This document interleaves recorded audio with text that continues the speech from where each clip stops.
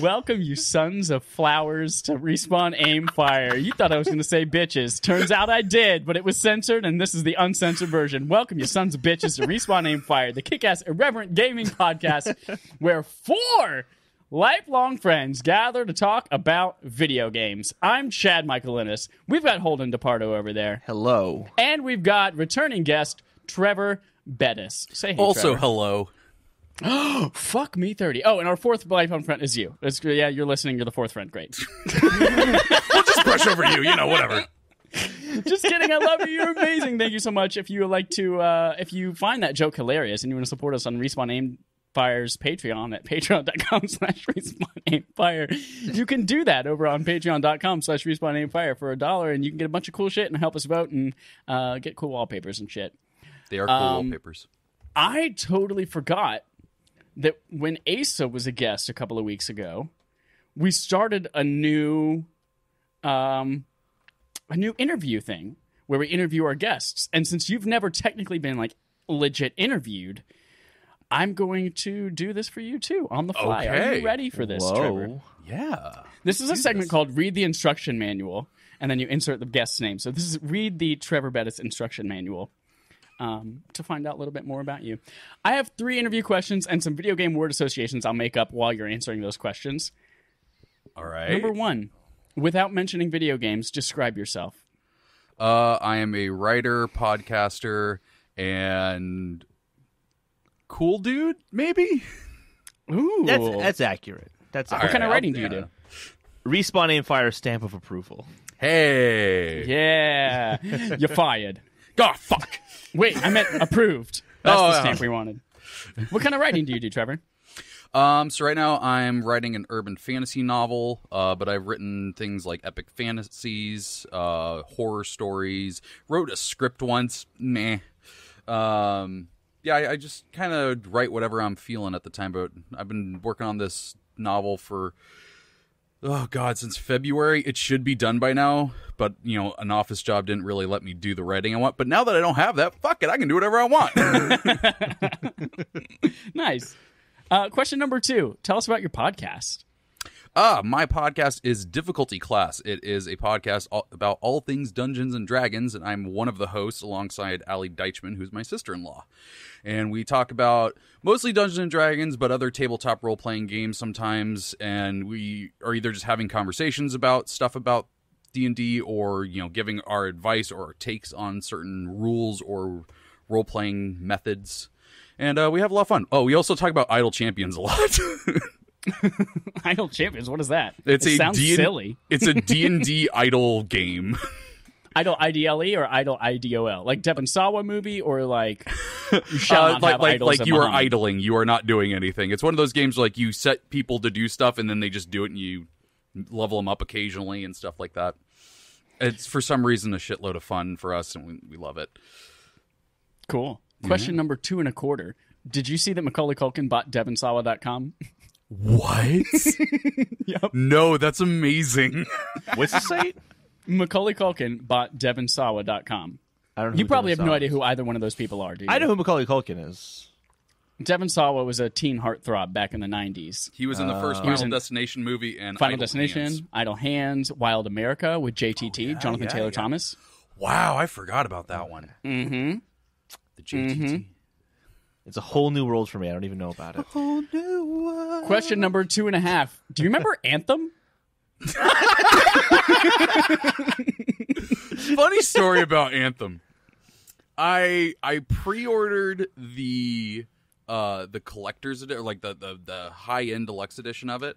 Mm-hmm. And I was like, you know what? But because I did the Xbox, you could play it a few days early, and I played it for about 6 hours and went, this is it's not what I'm looking for. So I went to go cancel it, and the GameStop employee screwed up in canceling the pre-order and accidentally rang it up. And so a receipt popped out, and he's like, oh, I'm just going to, refund it, and that, it's just going to be canceled. Don't worry about it. He's like, but the code for all the deluxe edition stuff popped out, so just go ahead and have that. So if I ever do get Anthem, I've got a bunch of cool shit waiting for me. Oh, so you didn't even get the regular game at all? No, I still want to have it. That's awesome. I was going to... So that was the same question we asked Asa last time. Mm-hmm. And I was going to change it to another game that came out and everyone just totally forgot about. But then I thought, no, you know what? Let's just leave it at Anthem and just make that a joke again. And I'm glad I like I did. it. I think that'd be a great one for every person you interview. Yeah. It's like 10 years from now. Do you remember Anthem? Your interview. He's like, I'm 13 and play Fortnite still. What are you talking about? Oh, 13-year-olds on our podcast. I don't know. I'd probably go to jail for that. Okay, we're going to skip over that one. What's your next question, Chad? If Last they can make the movie question. Good Boys, we can have a 13-year-old Have on you this seen podcast. that movie? I've heard it's good. LOL. Lots of laughs.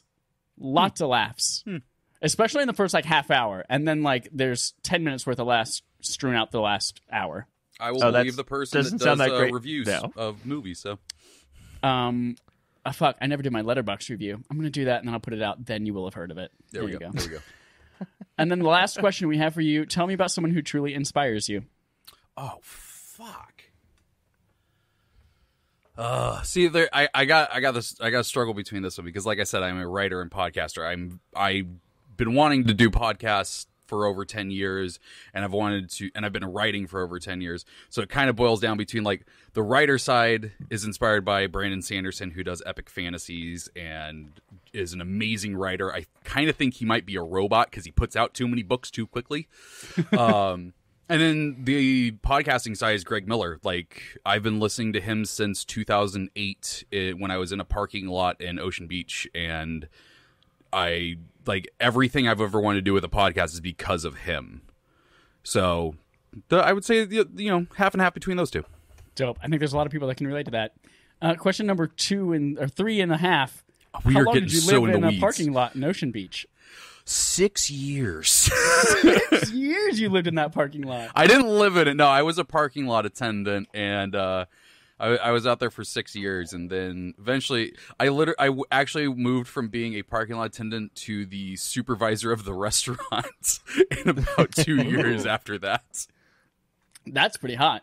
Mm-hmm. Ladies, he's married. Climbing that. Ladies, he's available. married. All right. Well, while we were waiting there for you to finish answering those questions. Wow, kidding. thanks. Just kidding. I'm so glad I answered them for you. I came up with 9 video game related word associations, and I just want you to say the first thing that comes to your mind as I read all of these. I'm ready. Are you ready? Mm-hmm. Turn-based. Fun. Slime. Ugh. Cardboard. Magic the Gathering. Coin slot. Nostalgia. Rumble pack. More nostalgia. That's 2 words, but fuck it, I'm going to do it anyways. That was a lot of words. ZR. Why? Why not just make a whole new button? It's so stupid. Lego games. Fun. Demo. Tester. Just testing it out. The show The Tester. Yeah, sure. On That was PlayStation fun. Network. That was a fun show. That was fun for 3 episodes. I Last watched every one. season. Wire. Wireless. Very good. Very good. I remember Bonus last one. Oh, hang on, real quick. I remember Yeah. the first time when I got the 360 and had the wireless controller, I would still occasionally do that phantom little whip where you tried to get more Oh, yeah. more of the get wire closer to towards me. you Yep. just so it wasn't pulling too hard. And I would still Yeah. do that sometimes. Last bonus round. Anal piercing. Fun. No. Very Just- good. Very good. No. So that wraps up our read the instruction manual for Treavor Bettis. Thank you very much, sir, for taking part in that. That was super duper fun. If you skipped that instruction manual like you probably do on all your other technology, I don't blame you. No, the point of this segment is This is when you were a kid. You go to the store, you buy your game, and on the ride home, you spend the 20 minutes just reading through everything in the manual to get to know dude, about I took it. that shit to school with me.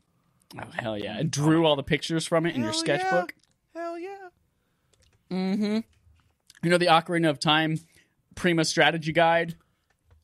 And they had the picture of like Link and Zelda sitting down with their hands on the grass and the I drew that like 6 times in school. For my friend and I, it was Majora's Mask. We would always draw the fierce deity Link. That was our favorite one to draw. Yes, and he's like standing there with the sword like this. Yeah. Is Majora's Mask not the coolest fucking icon in video games? Dude, I love Majora's Mask. I love it so much. There was I have alerts set up on Twitter for anything Wario 64 tweets. Mm-hmm. So I get maybe 100 taps on my wrist every day saying Wario 64 tweeted blah blah, and then like once every week it pays off for something really really great.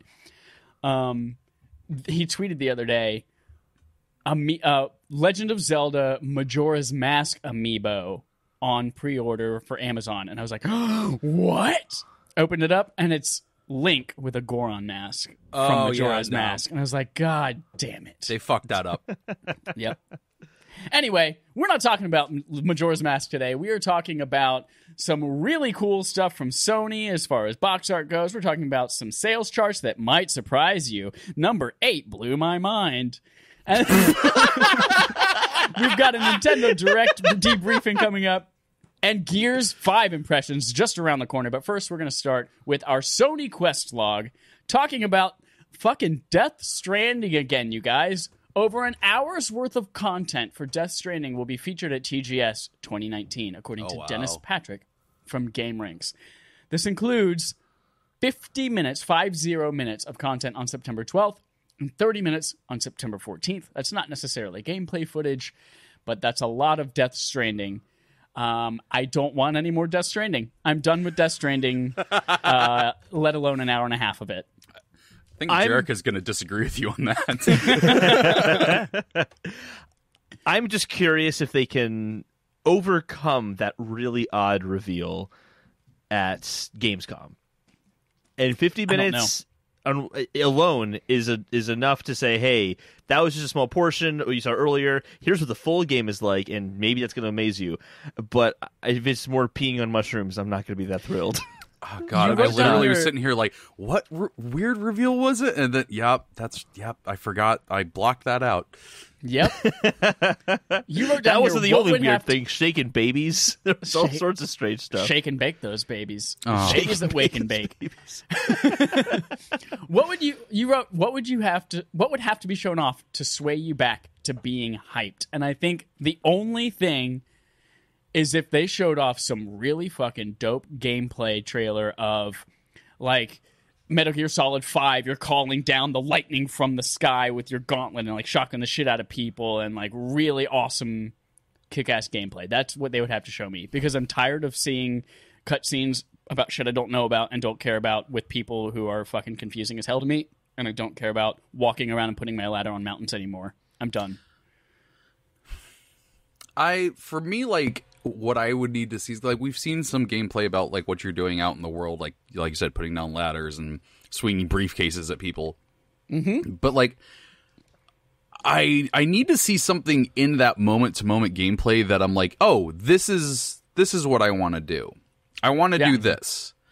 And, like, the world and the game itself is interesting to me. I mean, it's Hideo Kojima. Like, it's going to be weird. It's going to be different. And I want to see what that is. But I also want to have fun playing a game. Exactly. I want to have fun. He did say that there's going to be a very easy mode for people who don't play games and would rather just watch a movie. And at this point, I'm like, well, maybe I'll do that. I'll watch a Hideo Kojima movie. That sounds fun. Basically, Metal Gear Solid 4. Yeah, exactly, right? My dad enjoyed watching me play that. Mm-hmm. The very I easy enjoyed mode, watching me play that, too. The very easy mode thing makes me think, there's probably going to be some sort of combat that we haven't seen that might spice it up and make it more interesting. Like, in the original, not the original, but in the trailer where they announced the release date, they showed off some really insane imagery of, like, the tanks that would, like, disappear into, like, the mist and stuff. Like, I want to see stuff like that where I'm like, oh, okay, this is what was missing from that Gamescom review. That part didn't. I forgot about that. Yeah, that part looked interesting to me. It made me think of, like, if you guys ever played The Darkness, like the part where you go to hell, it's basically World War I happening over and over and over again. And it made me think of that a lot. And that interests me. But yeah, the rest of it, Isn't The Darkness that game where you could like send out black snakes from your hands? And yeah, stuff? it's super fun. There was a sequel too that I can't believe happened, but it was really good. So that's coming. So next week. so we've all written off Death Stranding at this point, all three of us? I don't want to say I've written it off. Like, there's a part of me that thinks I am going to buy it when it comes out just so I can have that water cooler moments of listening to podcasts or talking to other people about it. But there's another part of me that's like, do you want to risk that? Because you're probably not going to like it. I mean, you did pre-order Anthem and regret it, and luckily was able to return it in time. That'll be the new one at New Guest Interviews. Remember Death Stranding? Oh, but people are going to. Whether it's good or not, people are going to remember it. And then Trevor's just going to be like, yeah, I went to GameStop and tried to return it, but he rang me up for it. But then he's like, listen, this baby in a glass bottle pops out of the receipt. Do you want to keep that? And now I have a child. His name's Jacob. Remember, you have to shake it. You have to shake it. Shake and the bake baby. the baby. It's a very appropriate thing to do. Baby. Not the mama, not the mama. Well, moving on. There are some fucking dope new game art things for European people. Sony debuts collectible only on PlayStation game covers from Jordan DeVore at Destructoid. These are for basically the 10 standout PlayStation exclusive games. And they're like illustrated with silhouettes of these games for Horizon and God of War and Spider-Man and Uncharted. If you aren't familiar, go look it up. It's only for European box art, though, but they are promising to make high-res versions of these printable, so you anywhere else in the world you can print them out and put them in your box as well. Well, I just want them as posters. The kicker for me is that it's like all of these amazing games: Uncharted 4, Horizon Zero Dawn, Spider-Man, God of War, and Wipeout. I did see that. I was like, well, all right. And now that I'm looking at this, let me get this straight. God of War has a higher rating, like, for age than Bloodborne. Yeah, why is that? God of War is 18 and up. Bloodborne is 16 up. Man, they got some... All right, let's fucking party. Maybe it's just because, like, God of War... in Bloodborne, you're just hacking away at shit, and there's not really animations of you, like, destroying people. But in God of War, you're, like, ripping them open and, like, that kind of shit. All right. That's a good point. Boom. Yeah, rationalizing. These artworks are fucking stunning. I love them. Yeah, the Shadow of the Colossus one. Yeah. Oh, put it on my pussy. Wow. Okay. Right? It's stunning. Yeah, and the Spider-Man one looks really good. Moving on from that one. Oh, put that spider on my pussy. God, they all look fantastic. And you're going to be able to get poster versions of these. That's going to happen. Yeah. Yeah, Kiero. It's totally going to happen. Speaking of Kiero, if you want a PlayStation Classic, it's now only $20 at GameStop, according to Alyssa James at DualShockers. It's been $20 a bunch of places over a bunch of months now. They're just trying to get rid of this shit. I made Holden get one, so now he's going to get one, and we're going to put Metal Gear Solid on the list of games. That I also got one. Nice. It dropped to, I always told my wife, if it drops to $20 on Amazon, I'm going to buy it. And then it showed up at the door one day, and she goes, it dropped to $20, didn't it? I went, yeah, it did. Yep.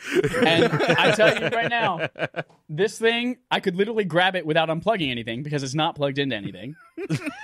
It's been sitting on my desk doing nothing. Well, like, it was really funny because I opened it up and I'm like, oh, this is really nice packaging and like this looks really good. And then like I picked it up and like, this can't even be a paperweight. Right? It's like, so light. It's so empty. I guarantee you it's just a Raspberry Pi with a plastic shell. It's 100% just a Raspberry Pi. But it is the easiest way to buy and play Metal Gear Solid, the first one right now. That is exactly why I bought it. Yep. And that's why I made Holden buy it, so we can put that on our barf list. Yep. What does barf stand for, Holden? As you drink your water. I'm going to drink water, too. Backlog accomplishments with Respawn and friends. Oh, man. What are we playing this month? This one we're playing NieR Automata. Oh, fuck. How can people go and vote for games that they want to see in it? So the end of every month, or towards the end of every month, you can go to patreon.com/RespawnAimFire. If you join the single tier that's there, then you can vote for a game. The single tier. For all you married people, we have another tier for you, and it's called a key party. Oh my god. Costs $2. I just want to point out that every game I've ever voted for on there has never been the barf. Which just means that I have the complete opposite taste in Wait a games minute. from the rest Didn't of the community. the very first month you wrote a comment that said Doom in all caps, right? And we ended up playing Doom. Yeah, Oh. it's true. You might not have voted for it when it came around, but That's true. we played it. Speaking of playing this month's barf Which means you game, didn't vote for your own recommendation. because there was something Thanks better. for That sounds Doom like up. me. Fuck you That guys. I'm 100% choosing sounds like me. We're going to move on to playtime, where I did play this month's barf game, NieR Automata. I'm trying to get it done as fast as possible because we've got so much shit coming out this month, and I don't know if I'm going to be able to finish it. Speaking of finishing it, I am almost done with the first playthrough in about 4 hours. And so that was really encouraging. I was like, cool. What a weird-ass game. We're going to move on to I Control. tried playing that game, and I it's not for me. Also, like, I think it might be for me. I don't know. Apparently, like, endings B, C, D, and E that you play through, those 5 playthroughs, all, like, open everything up and blow your mind. So we'll see. yeah. Nobody walked into the living room for like 2 hours while I was playing that, and then I finally died and found out what happens when you die. And of course, that's the first time someone walked into the living room when I'm playing a girl in her panties with a giant sword. And I go, well, this is awkward. So let me explain. When you die Why as is she this blindfolded, female Trevor? robot, What are you doing to her? when you die as this female robot, she dies so hard her skirt flies off. And as I say that out loud, I'm ejecting the disc. Ooh, I don't know if you can say ejecting and that at the same time. Then Control. We talked about Control last week and how fucking great it is and everyone should play it. And I was like, man, I'm going to go right now and get that Platinum Trophy. Ended up, I did get the Platinum Trophy. Congrats! It wasn't that Yeah. night. I only stayed up till 1 a.m. that night, or maybe it was 2. I don't remember. Time is a flat circle. And I was like, man, I got these 2 trophies are going to be a lot longer than I thought they were going to be. And then the next day, I beat them in like 10 minutes. So Congrats. got that plat. And then Gears 5. Gears 5 came out. Technically, it's like early access for anyone who bought the Ultimate Edition bundle and anyone who has Game Pass Ultimate Edition. Not regular Game Pass, but Game Pass Ultimate. So it is out now for you. Everyone else comes out on Tuesday, the day you're listening to this, because I know you all listen on day 1. I see the download numbers. And Gears 5 could be a great game if we were able to play it. Oh, really? Friday night, Tom and I were going to just binge the whole thing Friday and Saturday. And we sit down on Friday night. He gets home from work, and Xbox Live is just down across the board. That's right. Fucking sucked the whole night. And then finally around like 10 p.m., which is midnight his time, it came back up. Like, God damn it. All right, so we're not playing Gears that night. And then Saturday we get on at 8 my time, 10 a.m. his time. And we play the whole day, but about every 30 to 45 minutes, something happens where he gets kicked out of the game, or the game just gets like completely cut off, and they're having server issues all day. And it wouldn't be... And then I have to invite him back to the game, invite him back to the party. He comes, he joins back in. Sometimes it works, sometimes it doesn't. It takes 2 or 3 invites. Sometimes we just have to take a break. But it wouldn't be so bad if the loading times weren't so long between each of these segments. Like when he gets kicked to the game, he gets kicked to the main menu. And then there's a loading screen to get you into the campaign. And then there's a loading screen to get him to accept my invitation. And then there's a loading screen for him to try to join my game. And then once he successfully joined my game, he's got to load into my game. Fuck. And oftentimes, when it would fail as he's loading into my game, that last step. Oh, my God. So it has been frustrating as hell trying to play Is through this this campaign. something that people online are complaining So, about as well? I yeah. know the outage has been a thing, but is that just his so internet connection now, or is I that was like, finally Xbox Live? last night as it was happening and we were just about to give up, I went to Twitter and I was like, is this happening to anybody else? Because we were like troubleshooting, trying to restart our systems. I was like, I'm plugged into Ethernet. And he's like, my internet's totally fine. And we were still talking, so we knew our internet wasn't the issue. But I went online and everyone's having these server issues. Everyone's getting kicked out of games. Even the single player, the way that it saves and registers checkpoints is all online based as well. So if your connection to the servers goes down and you hit a checkpoint, and people are getting like entire chapters done, and then they die, and it never registered that checkpoint with the cloud, and they get warped back a half hour, hours worth of progress gone. That's a mess. Yeah. Wow. But there's just so many times where we're sitting there and we're shooting, and then Tom is like, I'm not sure if I'm still in your game or not because you're just standing still on the screen. I was like, no, I'm not. He's like, all right, we might bump back in, and then we go, and about 5 minutes later, he finally gets kicked. Or there's times where we're both shooting, but it's AI in his game for me, and he's AI in my game for me, and then finally we get kicked, and then all that progress that we made while it was AI is fucked. So it's frustrating as hell. But the game itself is fun enough that we're sticking through it, and we are on literally the last chapter of, like, I think there's like 15 or 16 chapters. We're on the last one right now, and as soon as we finish recording this podcast, we're going to go beat it. Nice. It's fun. It's fun as hell. It is the best Gears game I've ever played, but I've only ever played, with disclaimer, 1 and 2. He's played 1, 2, and 3. Neither of us have played 4, but we're having a ton of fun with it. There are a lot of really great new additions to it. There's this robot named Jack that follows you around. I think he was in number 4 as well. But it adds a lot of cool elements to the gameplay where you can upgrade him to do cool things while you're on the battlefield. Like, he can temporarily put a shield on you, and then you can upgrade that ability so that shield will immediately revive you if you're knocked out on the battlefield. Or he can shoot electric lasers at people, or give you like all sorts of different effects. So that's really cool, and it lets you use those things on command. You can take over enemies with it. There are really interesting things that it does with the asynchronous, not asynchronous, but like there are things happening in my game that Tom can't see. Like, for instance, the main character, we've all seen the trailers, the main character, Kate, that you play as, she's having these headaches, these episodes where she's like mentally struggling and battling something. And there are times for the games before you get to take control of her where you just see her walking by and she's just like, and she has a headache for about like 10 seconds, and then she's fine. She's like, no, I'm fine. Let's keep going. And then once you finally get to play as her, I get to see, this is kind of like what we were seeing in Man of Medan, where I get to see something happening in my screen. And I'm like, oh my God, I'm seeing this vision and this woman's talking to me. You guys are shouting things at me. And he's like, on my game, you're literally just standing there having a headache. I was like, oh, that's kind of cool. So I'm filling him in on all these things that are happening. So that's a really cool little idea and side thing. I wish they would have done more with that. We're almost to the very end of the game, and I don't think that's going to wrap up in any kind of significant way.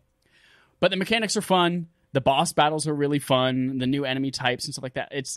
It's a really, really good first-person shooter with really tight mechanics, and I'm having a great time with it. Wasn't it third person?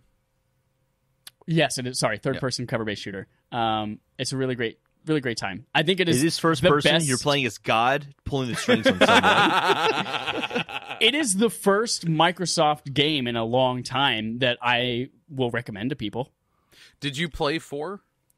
I did not play 4, no. Okay, so you could go into this game fresh. Oh, yeah, absolutely. You can go to this game without having played any of the others. Because my wife and I might do that. Like a Gears of War game, you don't really need to know what's going on. Like, we get to the end of the first act, and we launch a rocket. I won't tell you why or what, but we launch a rocket. I was like, cool, all right, we launched the rocket. Or the rocket launch, and then at the end of it, during the cutscene, I asked Tom, why were we launching that rocket? Wait, did it launch and we were supposed to stop it, and this is a bad thing, or did we launch the rocket? And we're like, I don't know. I don't care. We're just having fun shooting things. It's that kind of story. Okay. So there is a light thread that you can go through. And there's enough at the beginning. There's like a previously on Gears. And it takes you basically through the story all of Gears of War 4. And then I watched like an 18-minute thing on the history of the whole franchise on YouTube. But I feel like none of that's really come into play anyway. So yeah, you can absolutely jump into this fresh. It's a great entry point for anyone. I haven't played any of the multiplayer stuff, like the new Horde mode and the escape mode. That seems to be really fun, but I don't know if I will unless somebody else out there has it and wants to play it. So yeah, Gears 5, I recommend to people. It's fun. Maybe wait a couple of days until the servers calm down. That makes me kind of really upset, though, especially if we think about like Project xCloud and Stadia. Yeah. When this is where your game is running, if they can't get this is early access, so this is not everybody playing the game. This is just people who have Game Pass. Granted, Game Pass Ultimate is $2 for 2 months right now, so a lot of people have it. Yeah, that makes me concerned for when Stadia launches in 2 months. It's not as much as what are going to be coming at those Stadia servers on day one. Yeah, although they can control that because you only have access to Stadia if you have the Founders Pack, and there's a finite number of those, so they know exactly how many people to prepare for at launch. Okay, that's fair. Yeah. I don't know. We'll see. Yep. Well, That's it. That's all I played. Okay. Holden, you played nothing. I've been playing some shit because it doesn't look like Holden has. No, Holden I started school crying. this week. Ah. Yeah. Yeah. Who's your teacher? Well, Did you get them a shiny red apple? I did. Oh, God. If you got them Carry a apples red would be delicious all apple, you're an asshole. Red delicious apples are the fucking worst. It's true. I ate Honeycrisp. It's a good All right. apple. So I downloaded the Super Nintendo suite of games for the Nintendo Online. Oh, spoilers Yeah, for an upcoming segment, but tell me more. Tell me more. I'd like to see I a did car. that like the moment it went live, and I started instantly playing Super Metroid. Yes. Like, I hadn't even finished editing my podcast yet, and I'm like, no, I gotta play this real quick. I'll get it done later. When did it end up going up? Because I had this opportunity, like, oh, I can play something right now. I want to go play the SNES games, and I could not figure out how to do it because it hadn't gone up yet. It went up It late. didn't go live until 2 p.m. Pacific time on Thursday. It's like 5 p.m. for me. Yeah. That's late. Yeah, it was a little weird that they waited that late into the day to do it, but Yeah. they're Nintendo. They just drop whenever they want. They usually do midnight, though, which is why I was confused. Yeah, well, yeah, it's usually it's like 9 a.m. my time, but they're like, oh, no, we'll just, we'll wait. We got all 20 of them in there. Yeah, people will play it. It'll be fine. But Have yeah, you played Super Metroid before? oh yeah, I love Metroid. Is one of my top 3 favorite Nintendo games. I still Did you got play stuck along with in. us for Barf? That was before I think I started listening. Was it? Yeah, that oh was my like- god! Well, once you're done playing it, That you can was go like back and our listen to a Barf second episode. that was our first barf. Time's a flat circle. I don't understand when anyone started listening to this thing. If you listen We're to one of almost our shows, 3 you must years listen old. to all of them. We're almost 3 years old, but like 80% of our podcast listeners have only been with us since January. Yeah. It's so crazy. It's cry. But yeah, I played that. Hopped around on some of the other ones. Played Super Mario World for a while, just because it's Super Mario World and it's great. Yeah. I haven't played any of the Otter ones. Like, what was that racing VX FX Sorry, game? you said otter, and I was like, what are you talking about, an otter game? Like, Oh, I would play an otter game. Hey, Echo was a great game. Sunrise FX is my fucking jam. All right, well, It is my jam. As a kid, we used to have that. Apparently, I was listening to maybe it was Kind of Funny Games Daily with Imran Khan and whoever was it JV? Other Game No, it was the Informer other- it was guy. the other person. Yeah, the other Game Informer person. And they were talking about how they were surprised that since this is the first time that's ever been re-released anywhere outside of the Super Nintendo, and they were surprised because they've had difficulty apparently with the FX chip on SNES emulating that anywhere, and that this is proof that they finally got it working on the Switch. I was like, that's really interesting. And the fact that whatever they're doing in Stunt Race FX is so critical to that FX chip because it looks like a trash game. It does look like a trash game. But I remember it being so fun. But yeah, so that's been fun. I'm so excited to have Super Nintendo games on my Switch. I'm so elated. It's about time. Yeah. The other thing I'm happy to have on my Switch that I've been playing finally is Deadly Premonition. Tell me about this game. Oh my I'm God, actually not it is familiar with such Deadly a- Premonition. It is a garbage can on fire, and I love it. Oh my fucking God! Do either of you like Twin Peaks? I've never Haven't seen watched Twin it. Peaks, but I want to watch it. Isn't it Okay. like really hokey on purpose? So Twin Peaks is a weird fucking show that's basically a soap opera mixed with just impressionist art. And I fell in love with it a few years ago, and all I started hearing about afterwards, like, you gotta play this game, Deadly Premonition. It's like a love letter to Twin Peaks, and even weirder. And also terrible. So I was like, I don't know. You got to play this game. It's terrible. So when it got announced for Switch, I was like, fuck it, I'm gonna get it. It was way more than I should have paid for, but I did it anyways because I wanted to play it. And yeah, here, let me give you an example. So the opening cutscene Main character's driving on a road. He swerves really fast not to hit someone, goes off the road, running down this like hillside, and there's these two squirrels. And they look up at his headlights, and they jump out of the way, and all you hear is a monkey noise. Just as these squirrels leap out of the way. And I just went, did you not have a squirrel sound ready? Did you just think no one was going to notice? And if so, why did you make that the loudest thing in the scene? Have you ever heard a squirrel noise, though? It's like chipping sounds. I don't know. That's chipmunks, though. I don't think squirrels make noises. You know what? They make no sound. They're mute. They make it's all a the mute noises. species. You should hear them at night in their raves and dance clubs. Get out. But the game itself is just the dialogue is so weird. The voice acting, I don't know what their direction was. I think it was just sound like cardboard. No, more like imagine you're a standee. All right, that was good. Perfect. All right. But I can't help but love this game. Like, is it like The Room, where like it's so bad it's good?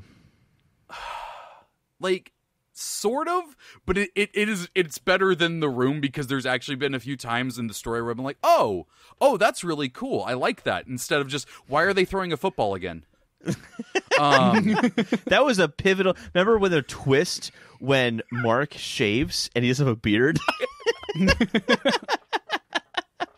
I love The Room. It's so terrible, but It's no, like, amazing. I've seen like a dozen times. And this game does have combat in it. Like, eventually spooky stuff comes out. Like, it's like, hey, you really like Twin Peaks? Well, here's some weird stuff and some kooky dialogue. Now it's Silent Hill. I like Silent Hill, I think. And they're like, and I'm like, cool, Silent Hill, survival horror. They're like, oh yeah, survival horror. You have unlimited bullets. So I could just shoot for days. Yeah, fuck it. We'll give you more points if you get hitting them in the head.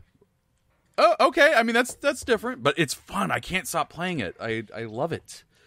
Then the last thing that I'm playing, since I'm no longer at that office job that takes up all my time and sucks my soul, I got back on my Destiny shit, so that could suck my soul. Oh yeah. Yeah. I've been playing that and doing quests and having fun, and also at the same time going like, Bungie, why are you doing this? What's Why are your you like doing level? this? But I love that game. I have times where I'm just like, oh, I'm not gonna play Destiny anymore. I'm done. I'm not gonna do it anymore. And then I get right back on it. Like, I didn't say that. My life can't support an ongoing game as service game, but if it could, God, it would be Destiny 2. Well, that's something that I'm excited about. They announced recently that they're gonna do a battle pass with Shadowkeep. And at first, that left a bad taste in my mouth. I'm like, oh, why are you doing that? That just sounds like you're, trying to get money where you can. But then they described it. They were like, this isn't going to require you to do any in-game activities. It's just whenever you do enough XP to rank up, you rank up and get stuff. So you don't have to go in and do the raid or do that. You can just hop on and kill some stuff and have some fun and still get shit for it. I'm like, that totally speaks to me. That's how I want to play this game. I don't care about doing raids. I don't care about Crucible. I just want to hop on with my friends and run strikes for like an hour. Yeah. And now we still get to do that and have cool shit. Nice. God, I'm so jealous. Okay. Speaking of jealous, you guys jealous of BioWare's failures recently? Not me. Oh my God. Moving on to our fetch quest, BioWare teases several big projects are in the works from Dennis Patrick at GameRanks. Great.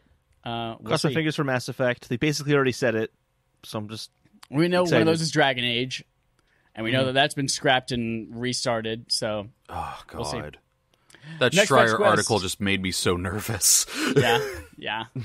CD Projekt Red comments on when multiplayer will be ready for Cyberpunk 2077, also from Dennis Patrick at GameRanks. Spoilers, it's not for a while, although it is finally confirmed that it's coming.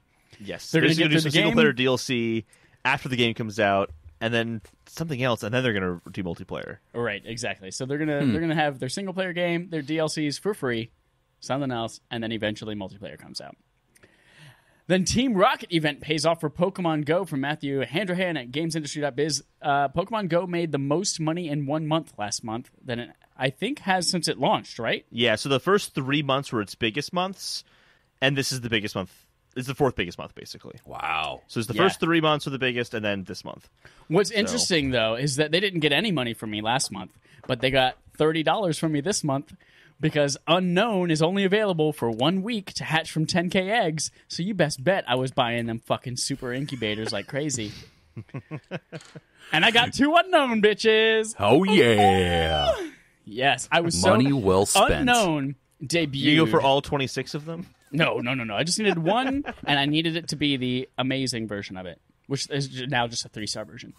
Unknown debuted at the Chicago Pokemon Go Fest, but you couldn't get in Pokemon Go Fest and catch Unknown unless you had a ticket, and the tickets were sold out in like a half a second. So I was there, walking around the rest of the city, not catching any Unknown. But now I got one, and that was like 2 years ago.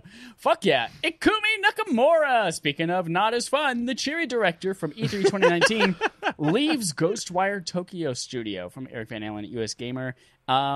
This is an interesting one because she's leaving the studio, says, hey, time is up, moving on to other things. And then the last line is, if anyone wants to work with me, let me know. So it's not like she has something lined up already. Oof. She says in her LinkedIn page, it's freelance. And I'm like, why would you go from like, oh, I'm doing well in this company, clearly, because she hosted the game or presented the game at E3 to wanting to do freelance suddenly? I don't know. It seems strange. So give her a call, guys. It makes me sad because I absolutely loved her at E3. Yeah, she was great. And what's weird is that it seems like this is like, it doesn't seem like they're pushing her out. This seems like her choice. I'm choosing to leave this company right now. Or it could be one of those things of, you did some fucked up shit within the company, you need to resign. Or maybe it's like, nobody noticed that I fucked up all this shit. Better leave before they do. I think the positive look at it is she probably got a lot more attention after E3 than she's ever had in her career in terms of people reaching out to her. That she's like, oh, I can probably just do freelance work now. Hot. That's like my positive spin on the story. I don't know anything else, but... Speaking of free, I'll go see this movie if it's free. Kill List Ben Wheatley directing Tomb Raider movie sequel for 2021 release from Chris Moyse at Destructoid. Wheatley also made that delightful movie High Rise that no one saw. I liked Tomb Raider. It wasn't great. I did too. Nope, thought it was but dumb. It was fun. Thought it was dumb. It was fun. And then the best goddamn thing on here so far, Celeste's Chapter 9 DLC will be available on September 9th. That is so close. Peter Glagowski from Destructoid tells us this. And there are, I think they said 40 new music tracks for this. Oh, yeah. God, I'm so excited. I went through a phase where I just listened to Celeste every single day for like a month. And I can't fucking wait to see this. That game is a gem. By the time you listen to this, it'll be out. That's true. If you're listening to this right now, fucking stop it. Delete it. Unsubscribe from our podcast. Go back, take out your Patreon pledge, take that money, rip it up, and then listen to the soundtrack. Take $1 out of your wallet, tear it in half. Moving on to our third-party quest log, where we talk about quests from third parties in a log fashion. Man of Medan sales put... Sometimes I just tickle myself. Did you laugh at yourself for saying log? I did. I fucking knew it. Child. In a log fashion. Log. Oh, man. Man of Medan sales put the game atop EMEAA chart. For anyone who doesn't know, that's the European, Mediterranean, eat ass, all of you chart. Fucking A, I knew you were just going to give up let's give the official information. It's Europe, Middle East, Africa, and Asia. Nailed so it. we have the real information there. To be clear, all of them eat ass in a good way. If you don't eat ass, you're disgusting. This comes from Zarmina Khan at PlayStation Lifestyle. Interestingly enough, it topped both Control and Astral Chain. Even after it came out after Control, which is super cool. So it was almost a week later. The official ranking is, drumroll please, The Dark Pictures, Man of Medan at number 1. Grand Theft Auto 5, fucking still there at 2. How? Astral Chain comes in at number 3. Control is number 4. 5 is Wreckfest, whatever the fuck that is. Must be something like cricket. Super Mario Maker 2 at number 6. Number 7 is Crash Team Racing Nitro Fueled. 8 is Marvel's Spider-Man. 9 is Mario Kart 8 Deluxe. And 10, FIFA 19. Again, that was for Europe, Middle East, Africa, and Asia. And again, they all eat ass. I'm glad that this is selling well because we really liked it. We enjoyed it. But it wasn't doing well critically. I didn't even read the reviews for it at all before we did our impressions of it. So when you told me it didn't review well, I was actually really surprised. So I'm glad to see it's doing well commercially because that means we can keep seeing these games. You get the opportunity to play it online co-op. It's dope. I saw Jerica and her friend were doing it. Not like sexually, although they might eat ass. I don't know. God. It's such a good thing this podcast isn't owned by a company. The kick-ass, irreverent. This would be podcast. the last episode. It wouldn't be that. It'd be Chad's replaced. They have a new host coming in. No, let's be honest. We would have been kicked off a year ago when I mentioned Holden watching child porn on his Switch for the first time. Several times. Why you mentioned am I that. on That here? was the first time. I said Holden loves Switch so much he'll get anything on it, even if they put child porn on it. Oh my God. He said it on multiple occasions, and I did. denounced it every time. Denounced past tense. He didn't denounce it this time. Treavor, how would you describe Respawn Aim Fire? It's like if Kinda Funny Games Daily and the comedy button were smashed together. I haven't listened to the comedy button, but I like smashing. Oh, Jesus. Next up, Tim Schafer says Double Fine Presents may shut down, but it'll live on in spirit. This is from Brett Makadonsky at Destructoid. Double Fine, so they had a publishing branch, and now that they are acquired by Microsoft, they're kind of like, I don't know how this is going to work because we can't publish while we're also owned by another publisher. Tim Schafer says, quote, from a business sense, I don't know if it structurally makes sense to have a publisher within another publisher. It's a complicated issue. So this could be a loss for the indie game community because they used to support a lot of indie game titles under the Double Fine Presents banner, which is kind of a loss. But Tim Schafer thinks they can still do Day of the Devs, which is a free event where 70 to 80 games can get highlighted and the creators can meet with the rest of the community. So it sounds like it's all kind of in limbo and they're not quite sure where that's headed, but I wouldn't count on that existing after this message from our sponsor. They just pulled out. They just pulled out from the time? previous statements on this episode. Yes, we lost our sponsorship due to mentioning everything we've mentioned so far today. That sponsorship, our own Patreon abandoned us. To be clear, they were doing as we instructed. So I think what's surprising me about this is I feel like this detail would have been worked out. Yeah, that surprised me that wasn't part of like purchasing. the negotiations Yeah. of Microsoft buying them. I also feel like why not just have another like subsidiary for just indies that they use? Because they already got the ID at Double Xbox. Yeah. Oh, that's right. That's just absorb actually those people probably at ID why. Xbox. Yeah. I don't know. Don't know, bruh. But you know what I do know? There's one more quest log in here. id Software, sorry. I was thinking ID at Xbox is on the brain. What a fucking idiot. Might as well just go take my eyelids and staple them open. id Software co-founder talks games industry crunch from Zarmina Khan at PlayStation Lifestyle. Hold on, I'm going to let you read through this one because I saw that there was a clip I should have watched and I didn't watch it, so I didn't read the rest of it. So tell me about it. So John Carmack was on the Joe Rogan podcast like about a week ago, actually, and it was 2.5 hours long. It was super long. I didn't actually watch the whole thing for myself, but he does talk about his kind of thoughts on, as he put it, overtime and people working longer hours. He didn't use the term crunch. Basically saying that he doesn't think that laws can stop it from happening because there's always going to be people who are passionate and want to stay and work longer. But he's kind of bigger concern is that you have these companies like Apple, Facebook, and Google where programmers make more money than they usually do at game studios. And at game studios, you're kind of forced into working harder just because of the scope of the project. Whereas, I'm kind of implying on this here. Whereas, like, at let's say Apple, for example, they make iOS. If you're working in iOS, you're consistently always working in iOS. So if like a feature's not working out, you can just say we're going to hold it off to iOS 13.1 or 13.2, or we'll wait for iOS 14. Whereas a game, that's the game. It's coming out September 25th. We got to get it out that day, and it just has a different Well, they've always got different- the day one patch, and then the 2 weeks later patch to fix everything that should have been fixed in the day one patch, and then like the Anthem 6 months later update where the actual game gets debuted, and then Anthem never is up to snuff. Yeah, the reason I included this in here is more that it seems like he's saying he's okay with crunch, and what he specifically says is, I'm okay with people making it their own personal initiative, to say, hey, I want to figure this out on my own, I want to work on this, because I care about this. What he's not for is companies mandating it, which I think is fair. Yeah. Trevor, do you disagree? No, if you do, you're wrong. Well, the him saying like I don't think laws or anything like that would do anything about it. I've worked for companies where like if you did any work and you weren't on the clock, there were repercussions. So I disagree with that heavily, that I'm like, no, you could totally make that a thing, that it's very frowned upon you working when you're not supposed to be, and taking the time off that you are required to take. That's kind of just say like, oh no, I think they'll do it anyways. It's like, well, you're not even trying. Yeah, I think what he's more saying is, and I think I worded it wrong, is it's not the optimal solution.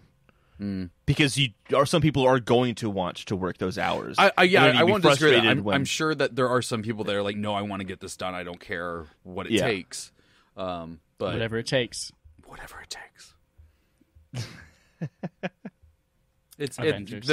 Crunch is a tough topic. Like I don't think it's not a good thing at all. These people are getting burnt out before they're even in their 30s and crap like that, and something needs to get done about it. I'm not the guy that's going to fix it, but I'm going to be the one that says, no, we need to do something, though. Someone needs to come up with something. Yeah, absolutely. I think there's a line between, hey, that tree, I need to make sure that the light reflects off it just right, so I'm gonna put it in an extra hour or two today just to kind of get something I want done on that, versus we heard Naughty Dog where QA testers had to work 24-hour shifts. Obviously that's that needs to be handled and needs to be taken care of. It's just where is the solution? Who's responsible for resolving it? Is it the per company? Is it larger government organization that has to handle it? Is it a union? There's so many different ways of approaching it. If you ask Jason Schreier, it is unionization, and I'm not going to say he's wrong, but I think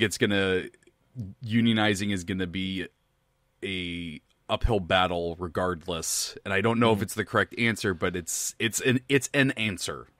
Yeah, we've talked about this before on the podcast, but I just wanted to highlight Bungie as an example where they have made it an initiative to say we are not having crunch. There's no mandated work hours, and there's also.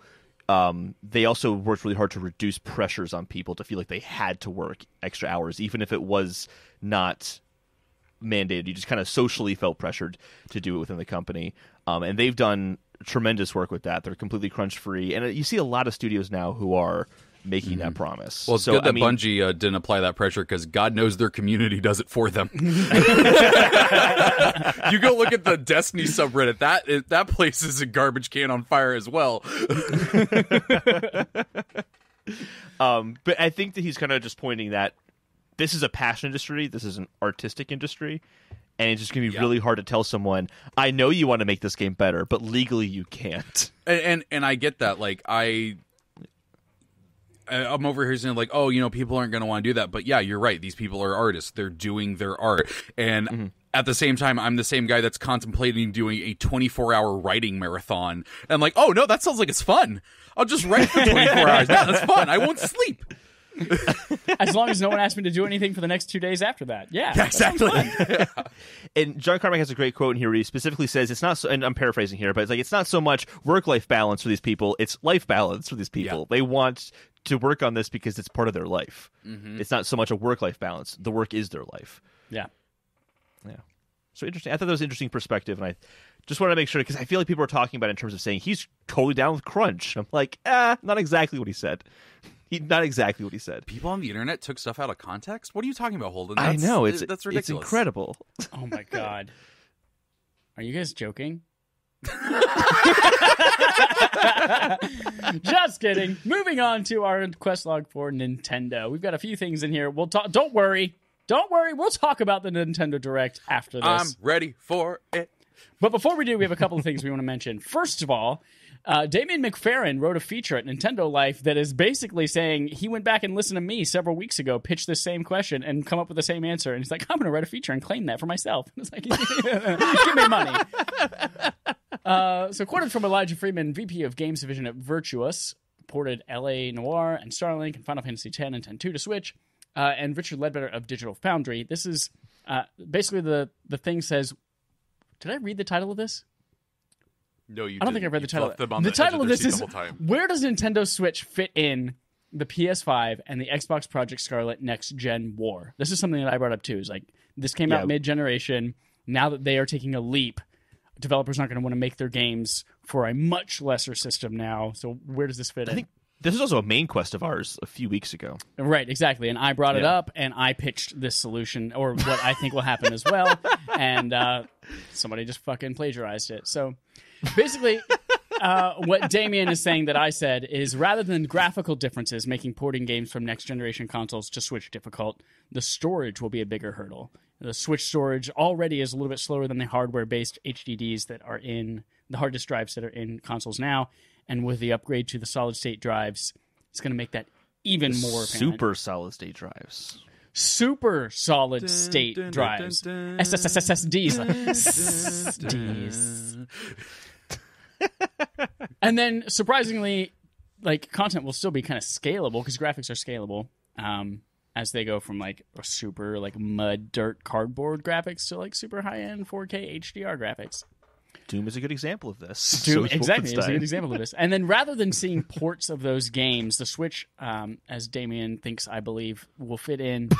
It's more likely that the Switch will get unique AAA third-party titles of familiar IP thanks to its large install base. So we'll see more things like Mario Rabbids, and we'll see like Switch-specific things made from these companies because they're investing in that install base that already exists, rather than taking the groundbreaking content, cutting-edge stuff from PS5 and Xbox and trying to make it run on a Switch.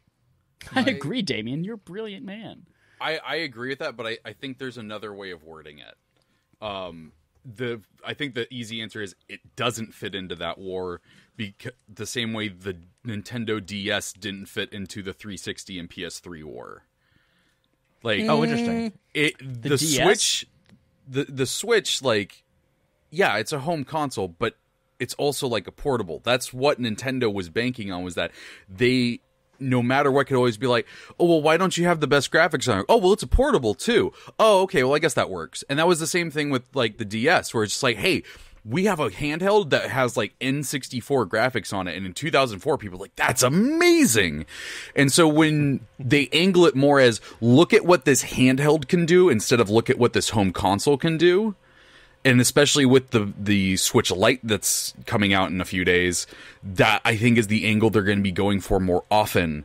And so instead of companies being like, oh, well, we're going to put the new Call of Duty on here, instead they're going to be like, oh, well, we got to get something on the Switch because it's selling really well.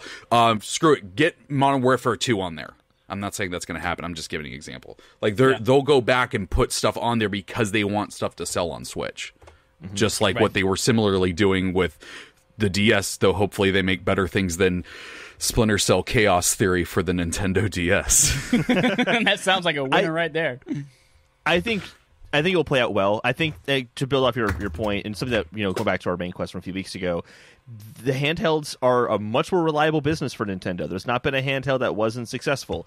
Consoles, however, it's rough terrain. Yep, it's not as smooth. The Switch is successful because it's it's a handheld, and they can kind of fall back on that. And it's a way for them to be on the sidelines to do their own thing and not really have to worry about it.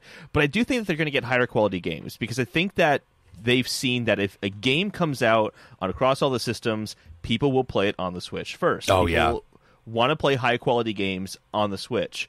So like indies, of course, will always have a home, but there is an incentive to say, hey, if we put this game out on, if we make a unique experience based on a AAA franchise, like we'll make a Splinter Cell game or something like that that's tailored for the Switch, random hypothetical, they know they can feel comfortable that's going to sell well because people love to play on their Switch. That's been proven already. Yeah. I concur, doctors. Very, very good. Doctor? We have a PhD in Nintendo. Yeah. Pretty hard dick. Next up, Oh my god. HAL Laboratory is recruiting staff for a new Kirby project. This is from just one name, Sato. Yes, At Silicon Era. This is not apparently the free-to-start game that was announced during the Direct this week, and it is seeking programmers and designers looking for an immersive working environment, allowing them to focus on, quote, small details. Immersive. Do you think that means that they're actually building a Kirby Streamland, and they're going to be working in the wispy woods? 100%. Oh yeah, that's all that could mean. Shit. I'm not even reading into that too hard. That's Work in a exactly theme what I park thought. that no one else could go into. Finally, Nintendo announces some sort of Switch fitness thing. This is from Jason Schreier at Kotaku. It was a one-ish minute teaser with more information coming Thursday. And little known fact about it is that what was depicted in the trailer, the little like black ring thing, is not actually the peripheral that's coming with it. It's for a game called Nintendo Trash. And they had Labo where you just have cardboard and you fold it into specific things. But now they're just like, listen, there's no barrier to entry. Just go to your trash can, find an old bike tire, find a Take the lid off, newspaper. punch a hole in it, strap a Joy-Con to it, and just swing it around. Put your Joy-Con in a banana peel and flap it up and down, and it will do something in the game. That's what's coming. You'll find out more on Thursday. Yeah, I thought it was cool. What I honestly think it is I think it's some sort of like successor to Wii Fit. Obviously, Oh yeah, that's 100% what it is. Yeah. Without the weight sensor bar that called everyone fat. Well, maybe some people needed to hear it. Oh my god. Here's the so I went back and I watched the first trailer for Wii Fit. And the difference between that trailer and this trailer is that Wii Fit trailer had people in workout attire standing alone in a room working out. Every single shot in this is in a party environment. So I think it's going to be fitness, but I don't think it's necessarily going to be direct, like spiritual continuation of Wii Fit. It seems like there's going to be a party game element to it that wasn't present in Wii Fit as much. Yeah. And that makes sense because like the people were like there was one of them that was trying to do some kind of like planking thing, and then when they fell, everyone went oh, kind of like they had messed up a mini game or something like that. Yep. Yeah. It's worth And also, noting no that one's it's wearing only workout about one clothing. person at a time. Yeah. So it's not like one person can have the thing strapped to their leg like they did in the thing, and then another person has the hoop. Oh, that's not going gonna to stop people. Person... You're right. What was I thinking? One person's just People gonna lay find a on the way ground to play pumping their Zelda leg. as a party game with each holding one Joy-Con. They'll That figure was out a a way for great this too. IGN series. That was a fucking was. great IGN series. I didn't watch that, but I sound. It was good. I won't. I It won't was watch it was Brian Altano and Max Scoville playing Breath of the Wild, but each had one Joy-Con. Oh, okay. Okay. It was amazing. It's called Linked Together. That's what Get it it? was. Get it? Aww. I get it because it's named after the main guy Zelda. Speaking of the main guy Zelda, let's talk about our main quest, starting with Zelda. We're going to dive into Nintendo's September Direct, Yeah. which We have just some happened stories. a couple of days ago. Yeah, we have some stories just to excited. kind of briefly touch on before we talk about like our impressions of the Nintendo Direct. One is that the Link's Awakening amiibo is going to summon Shadow Link in the chamber dungeons, and he kind of chases you around. You can fight Shadow Link. Kind of cool. I'm already getting that amiibo, so like I don't mind. Can I tell you something that I appreciate about you?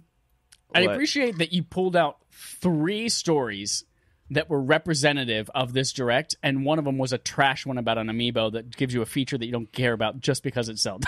Hey, Chad. Hey, Chad. Chad. Go fuck yourself. But listen, the Shadow Link is only available in the challenge dungeons that no one's gonna create. Oh, now I'm I'm 100% going to gonna use make those. one. Oh my god. Now I will. Actually, Yeah, I did learn something. Did I go to GameStop on Monday and pre-order the amiibo and the game because of this freaking Direct? You're damn right I did. You know you don't have to go to a GameStop to pre-order things. There's online. No, I couldn't pre-order the amiibo anymore, so went to the Oh. brick and mortar. I will actually play the chamber dungeons because of this, but also they announced that you can basically add in like different obstacles, like bombs that fall from the ceiling and stuff in your dungeon. So like there's a little bit more customization than just like moving little puzzle pieces around, little like puzzle tiles around. However, I wish that you and I could like play each other's dungeons across the country. Yeah. Oh, I Yeah. not could have ship to it. like ship it, like yeah. I could save it to an amiibo and mail it to you. Yeah. Oh, this is a FedEx rare it. amiibo. Thanks, Trevor. I'm not sending it back. Fuck. I knew I should have sent the boo. The next story is that Switch, NES, and SNES games will no longer be added monthly. They're going to be added irregularly, which basically just means there might be a period where it takes a few months for them to release new titles for the SNES and NES. Also could be like, hey, 1 week and then 2 weeks later. I mean, it could just be all over the place and random. I'm thinking it's going to be longer waits as opposed to shorter waits. Is my Yeah. guess. Entitlement You know come what, out though? on this one though. There are a What was lot more SNES games that they could release than there were NES games. So I feel like maybe we'll just get them irregularly. Like maybe we'll get 3 1 week, and then 3 weeks later we'll get like 2 more. I don't know. I feel like there's so many more that maybe irregularly just means more often. Yeah. But when this got announced, when this got found, oh my god, so many people just got so entitled and so upset about it. It's like, this is unacceptable. This is not what they promised us. And I'm just like, dude, you're getting free fucking games. Oh, well, you paid $20 for a year of stuff. You got 20 SNES games in one day. Yep. And you get to play them wherever you want. Just, yeah, they put them out regularly. So what? Play them. It's so clear that Nintendo hates its fans. 100%. My God. I go to sleep at night and cry thinking about how much Bowser hates me. Doug Bowser hates you? Yeah, Doug Bowser, he knows me by name. At night, he's just like, that fucking son of a bitch, Treavor Bettis. I'm not. He goes to respond- bed and he writes in his journal, "Dear Diary, I fucking hate Trevor Bettis. That guy fucking pisses me off. You know what I'm I going to hope do? a meteor I'm going falls to release on him." Super Metroid on the SNES for Switch, but then I'm never going to make another fucking Metroid. He can fucking die in a hole for all I care, that piece of shit. The next direct, it's like, we like to have an announcement on Metroid Prime 4. Hey, Trevor, we canceled it for you. There's this guy named Trevor Bettis. Fucking blame him. You ain't getting it, you jerks. Don't hate us. Hate Trevor. It's his fault. Here's his Twitter handle. Make sure you put the A in it. You know what could really show him? Go fucking downvote his podcast. That's the thing is, Doug Bowser will leave reviews on your podcast. Just so you know Nintendo hates you. 1 star. And he'll be like, go download their podcast. No, wait, we're not even going to fucking give them the free advertisement with even saying the name of it. Just leave you out entirely. They just sent a personal letter to you, like, by the way, we canceled it because of you. They send me what looks like a Smash like- invite, but it just is a middle finger. It's like reverse fan mail. That's what Doug Bowser does. He's like reverse fan mail. Hate mail to his fans.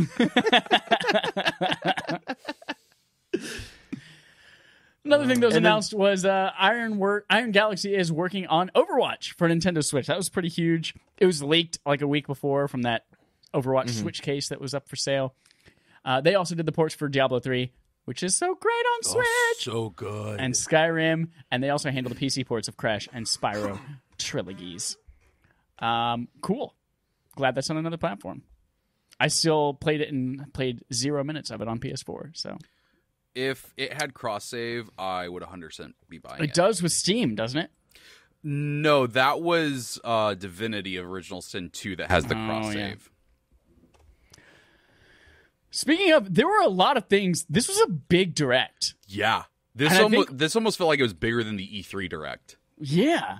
I think a large percentage of what came out of this, like that was huge, was all of the remasters coming to this thing. Yeah. Like seeing, we have the Assassin's Creed 4 Black Flag and Assassin's Creed Rogue. So excited. We've got Divinity Original Sin 2, so I might actually think about buying this one day in the long off future. Do it. I already I got know, it's just got like- Dallas and Matt to buy it. Do it yourself. I see Dallas playing it all the time on PS4.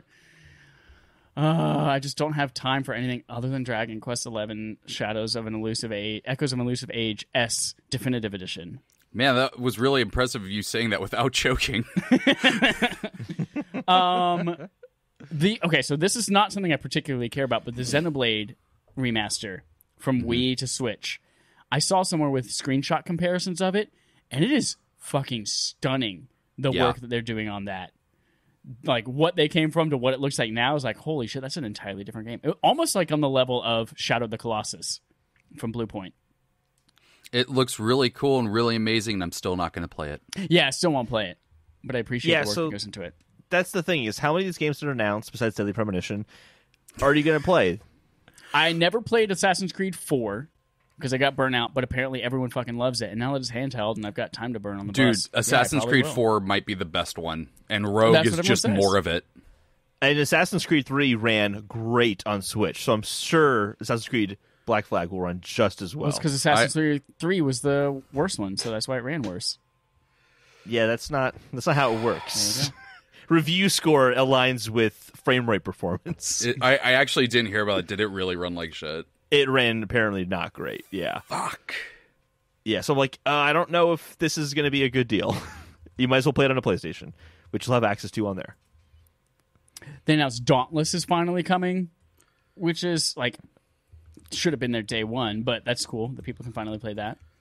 I can't Deadly get into Premonition, that they game. mentioned. I tried. I was real into it for like a good 2 hours. I was like hardcore into it. I fucking hated playing with you for 2 hours. I hated playing it with you for 2 hours. The frame rate was so bad, it literally was making me nauseous and uncomfortable. Yeah, and he wouldn't fucking shut up about it. I would. Well, you said you experienced it afterwards, and you were equally upset. Yeah, but every time that I take a poop and my butthole burns, I don't go tell the world about it because they just don't want to hear about it, Holden. That's a fucking lie. You do go tell the world about it. You said you fucking liar. Oh, man. Next week on Playtime, Chad talks about his burned asshole. Why are we talking about this on a video game podcast? Well, I was playing my Switch while I was doing it. Let me tell you, that new Celeste level, man. Oh, that's right, Celeste. Yes, Celeste. Celeste. Yeah, and then they announced SNES, all that shit. Well, hang on. Let's talk about those remakes. So you said how many of those remasters you actually going to play? I'm going to list these off for you. Knights of the Old Republic, Star Wars Jedi Knight 2, Jedi Outcast, 100% going to play that. Oh, that game looks Doom so 64, 100% going to play that. Yeah. Assassin's Creed The Rebel Collection, 100% going to play that. Devil May Cry 2, fuck no, I hate that goddamn game. Get that shit out of my house. I literally screamed during the direct, why didn't you just skip that? Oh, Return of the Obra Dinn. I'm finally stoked that's not going to be on PC. I'm very excited to play that. That looks amazing. Yeah, Holden, yeah. So fuck you. Obra Dinn, I'll hand it to you there. That looks good. Maybe Jedi Outcast is a really good game, but that was not a great trailer for it. I kept thinking, this looks awkward. The way he like jumps around and then like seems to jump farther away from the enemy than he should have, yet still hit the enemy. I'm like, not convinced by that. That was an odd trailer to choose. Well, here's the thing. That's how that game is. Like, I played that game when it came... Well, not when it came out, but I played it when I was a teenager, and I fucking love it, and its sequel, Jedi Academy. And yeah, it's a little wonky, but, like, cutting people in half with a lightsaber in that game is so satisfying. But, okay, think of this perspective. There's a Star Wars game coming out on all consoles this fall. Okay. Jedi Fallen Order is going to be great and looks amazing. Can you play that on your Switch on the go? No, but that's the Star Wars game I'm playing this year. I'm not going to play that on my Switch. You have time in your life for both. I don't have time in my life for both. You do, because you're not playing Borderlands 3. Are you not? No, you know he hates that game. Hell no. Get off this podcast. Right? No, I really did not like Borderlands 2 at all. The second we finished the game, I deleted it off my PS4. Okay, we're gonna have words after this podcast. Let's continue talking about joyful Nintendo things. Speaking of Borderlands like, 3, we're gonna meet outside. Yeah, Speaking of Borderlands I got some 3, words for you. When it comes out this weekend, if servers allow, I'm gonna be playing it on PS4. I think Alex Kozina is gonna be playing with me on Friday night and Saturday. If anyone else wants to join us, do it. PS4. I might be there with you. Yes. So what else did they? Because they announced Banjo-Kazooie. They announced some fucker for the next DLC that I don't know from SNK. So many does anyone know who that character is? No, nobody knows the fucking Neo Geo. Nobody gives a shit about that. No, in all seriousness, I was like, Oh, wow, that's really the fourth one. Oh, but don't worry, that was a terrible announcement for a Smash character. Don't worry, we're going to have 5 more. Don't worry.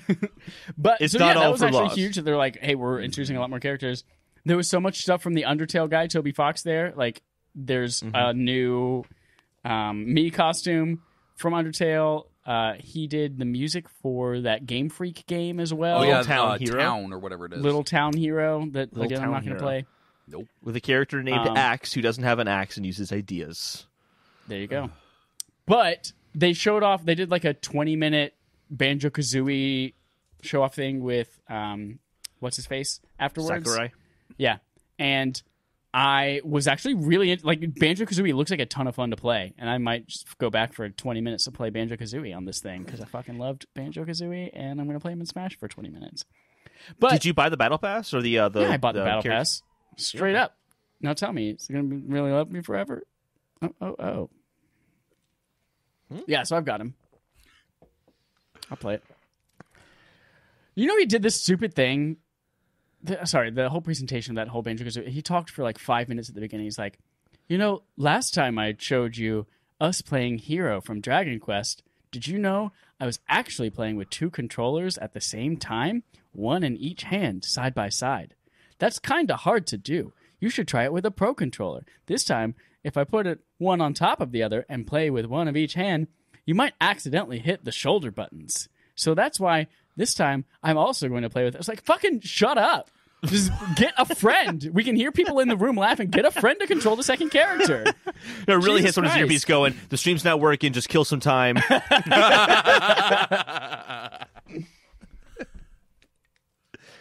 Yeah, that's it. I thought it was a really impressive direct. It was 40 minutes. I didn't feel like there was any time. Well, granted, I was half watching it, half working, but there were 40 minutes. I felt like it flew by, and I wasn't like, oh my absolutely god. So the first half, I'm like, this is great. They showed off Luigi's Mansion. They showed off Pokemon already. They said that those are the 2 things they're going to talk about. They already showed it off. Yeah, the new trailer for Link's Awakening, which is really good. And after 20 minutes, I'm like, man, there's still like we're halfway through. There's 20 minutes left. What else are they going to talk about? Then you talk about Animal Crossing. Are they going to talk about Zelda? Like, what else are we going to see? No Zelda, which wasn't a big surprise. But they pulled up Animal Crossing. I'm like, oh, I can't wait to see more. Oh, it's everything that we learned already from E3 and no additional information at all. Okay, that was odd. But they said they had one more thing to talk about. Oh, cool. It's Xenoblade Chronicles that it's already been on 2 systems. And yeah, like it looks nice and everything, but I'm not going to play that. I'm just not going to. And I just felt like it had this You have weird no empathy, downturn. do you? It had this weird downturn. Some people can appreciate those No, announcements. hear me out. Hear me out here. The one that would have spoken to more people, I think, had been like, oh, cool, it's finally happening, is if they took the SNES and the announcement and the Xenoblade Chronicles announcement and just switched them. And on SNES. It just And felt like on there was this SNES? weird, like, yeah, I think it had this weird, like, down. It went downhill the last half for me. I'll say this about the Animal Crossing part. Like, they showed off all the stuff that they talked about during Treehouse. Yeah. None of that was shown during the Direct. So, like, my wife didn't watch the Treehouse stuff. And so when they started talking about Animal Crossing, she's like, I'm fucking here. Let's go. I want some couches from some sheep. Like, she was excited.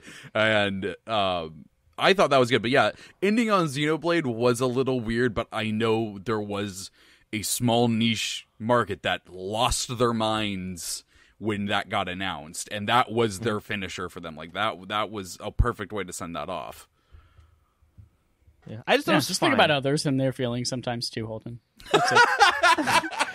But no, I'm not saying they shouldn't have announced it at all. I'm just saying that they should have ended on They should something have that ended with spoke to something more you people. cared about. No, that spoke to more people. Oh, I get it.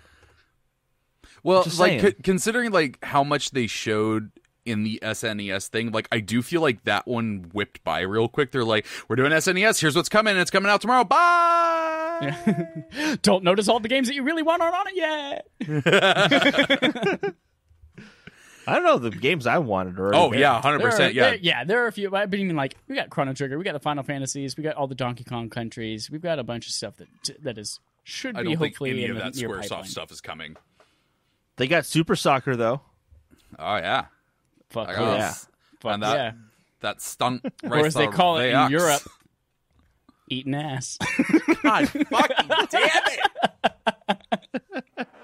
We're rated explicit, Trevor. We can say whatever we want. We're going to move on to a segment called We Are So Fucking Humble, where Holden and I, as our usual podcast guests, take a little back seat and let our guest host, Treavor Bettis, bring a little topic of conversation for us to discuss. Trevor, what would you like to discuss while we just sit here and be so fucking humble? Also, so you're sitting in the back seat while I drive the car? You're driving the Yeah, car. we're just All right, gonna well, sit look, and It make was out in a the back. dangerous move, too, because we Yeah, did I'm it going to while turn around and driving. talk to you guys, take my eyes off the road completely for the next 40 minutes. So, all right, let's, we talked about this a little bit at the beginning because I forgot that was a thing. But I want to talk about podcasting. And Podcasting? Never heard of Aw. that. I know, it's this weird new thing that's coming about. I think it might have a chance.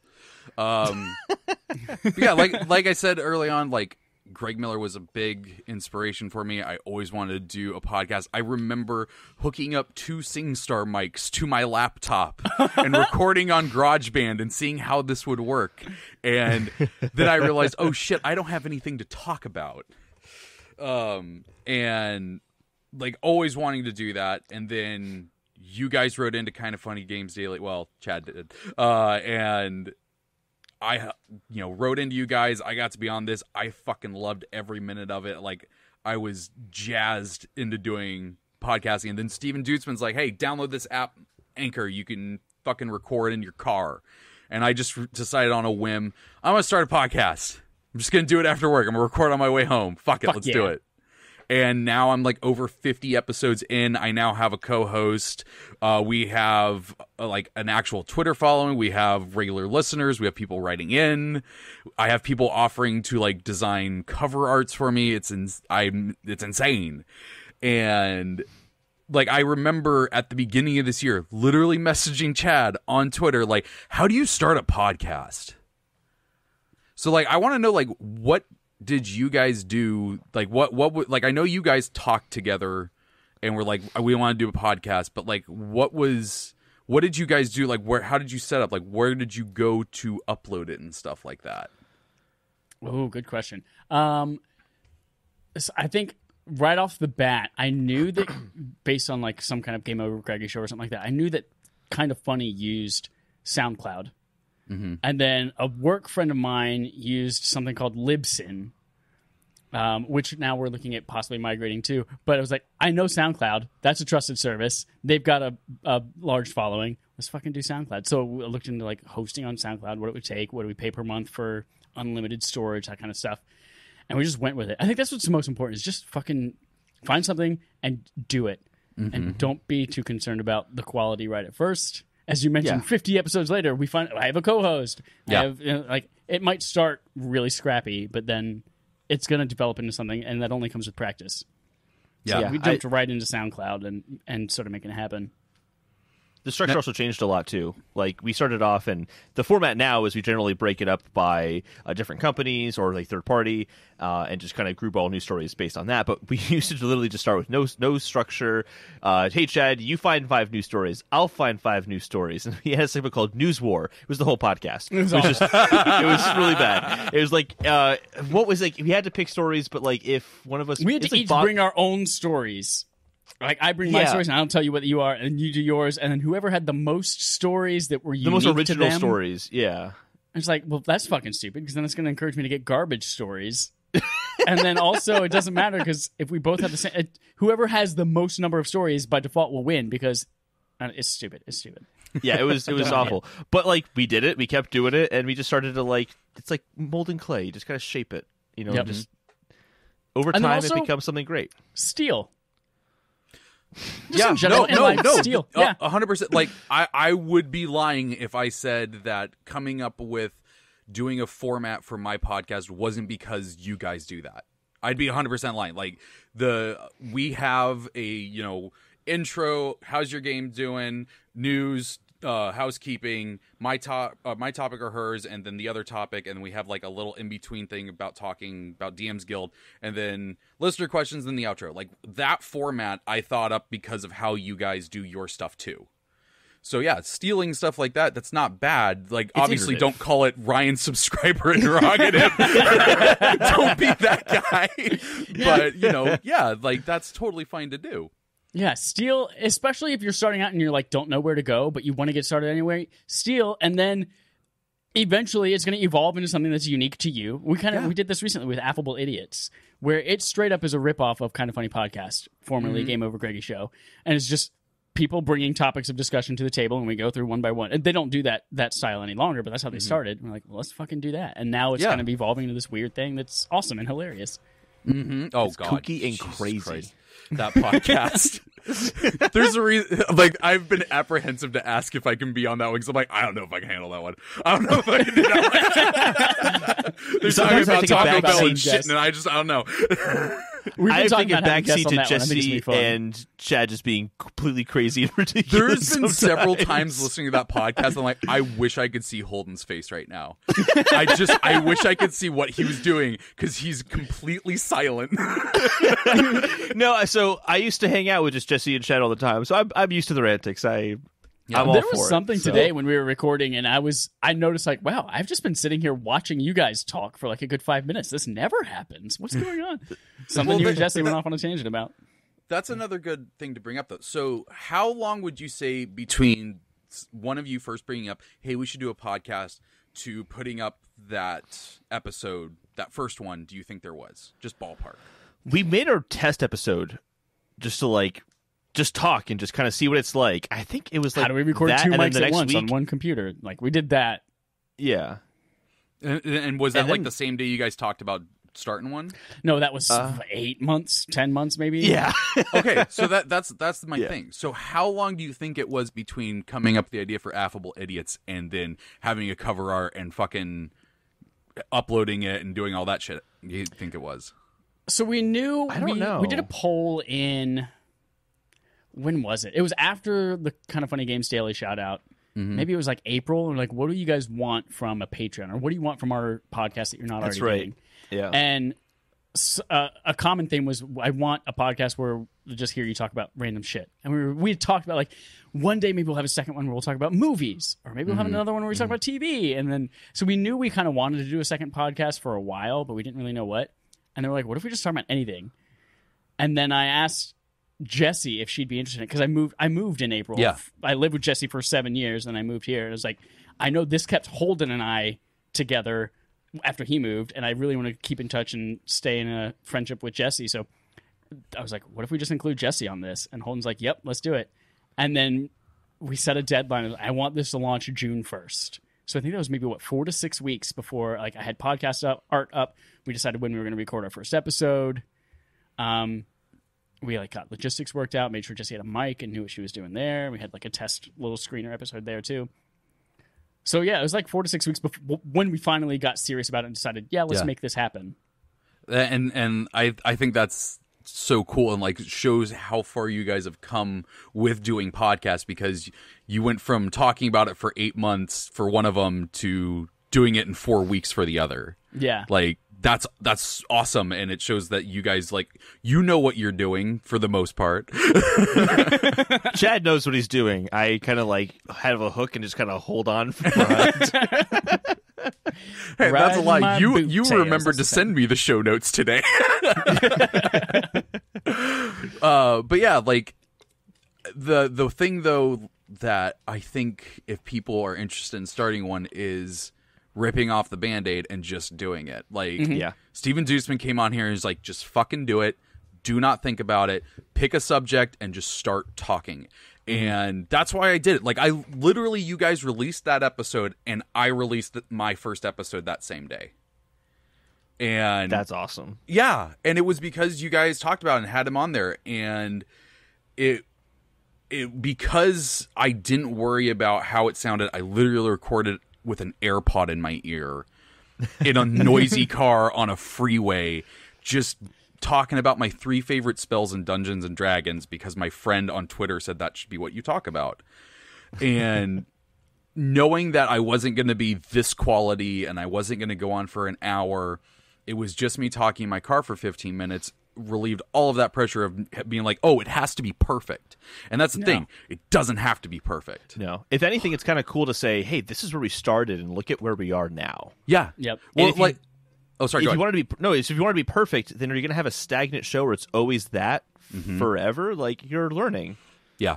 Just like I have a message that now plays before almost all my Dungeon Driver episodes. That's, hey, you're about to listen to a version of this show back when it started. It's not like how it is now. If you want to hear how the show is, you should go listen to After the First Adventure series, where it's actually difficulty class, but you can still enjoy this.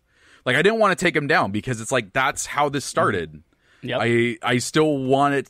If people want to hear me blabber in my car for 15 minutes at a time, they can. But I wanted to put that in and be like, hey, just so you know, it's not going to make your ears bleed every time you listen to this. I think it's important to have that backlog, though, too. Because, like, sometimes people are like, I want to wait until it's absolutely perfect. I have the right podcast art. I have the right microphone. I have all of that. But, like, if you just get started, I can't tell you how many podcasts that I've jumped in on, like, episode 200 and something. I was like, oh, man, this is a really cool podcast. I'm going to go back and listen to every single episode that they've ever done. It's like, so to have something that people can go back and kind of sequentially listen to, because people are interested and they just want to learn more about you and your body and your desires and all of that. They can learn about my D&D body. Yeah, and, like, that's one of the reasons why I didn't want to delete all those, because, like, I kind of went hard into the podcasting thing where I was like, I'm going to record 6 episodes a week. And, like, I remember telling Chad that and him just responding back with, okay. Like, I could just, like, it was in text, but I could just see his head going, you're fucking crazy. Do it, man. Go for it. Yeah, but, like, I started this January 31st. It's September now, and I think total on the stream we have 54 episodes, maybe 55, and that's crazy. It's not even been a year. Yep, and that's fucking crazy. Oh, that's huge. Yeah. It's kind of, I guess it's kind you'll of surpass us soon, very soon. It's kind of the Colin Moriarty method of just overload them with content, and so that there's just a bunch of shit to listen to, and.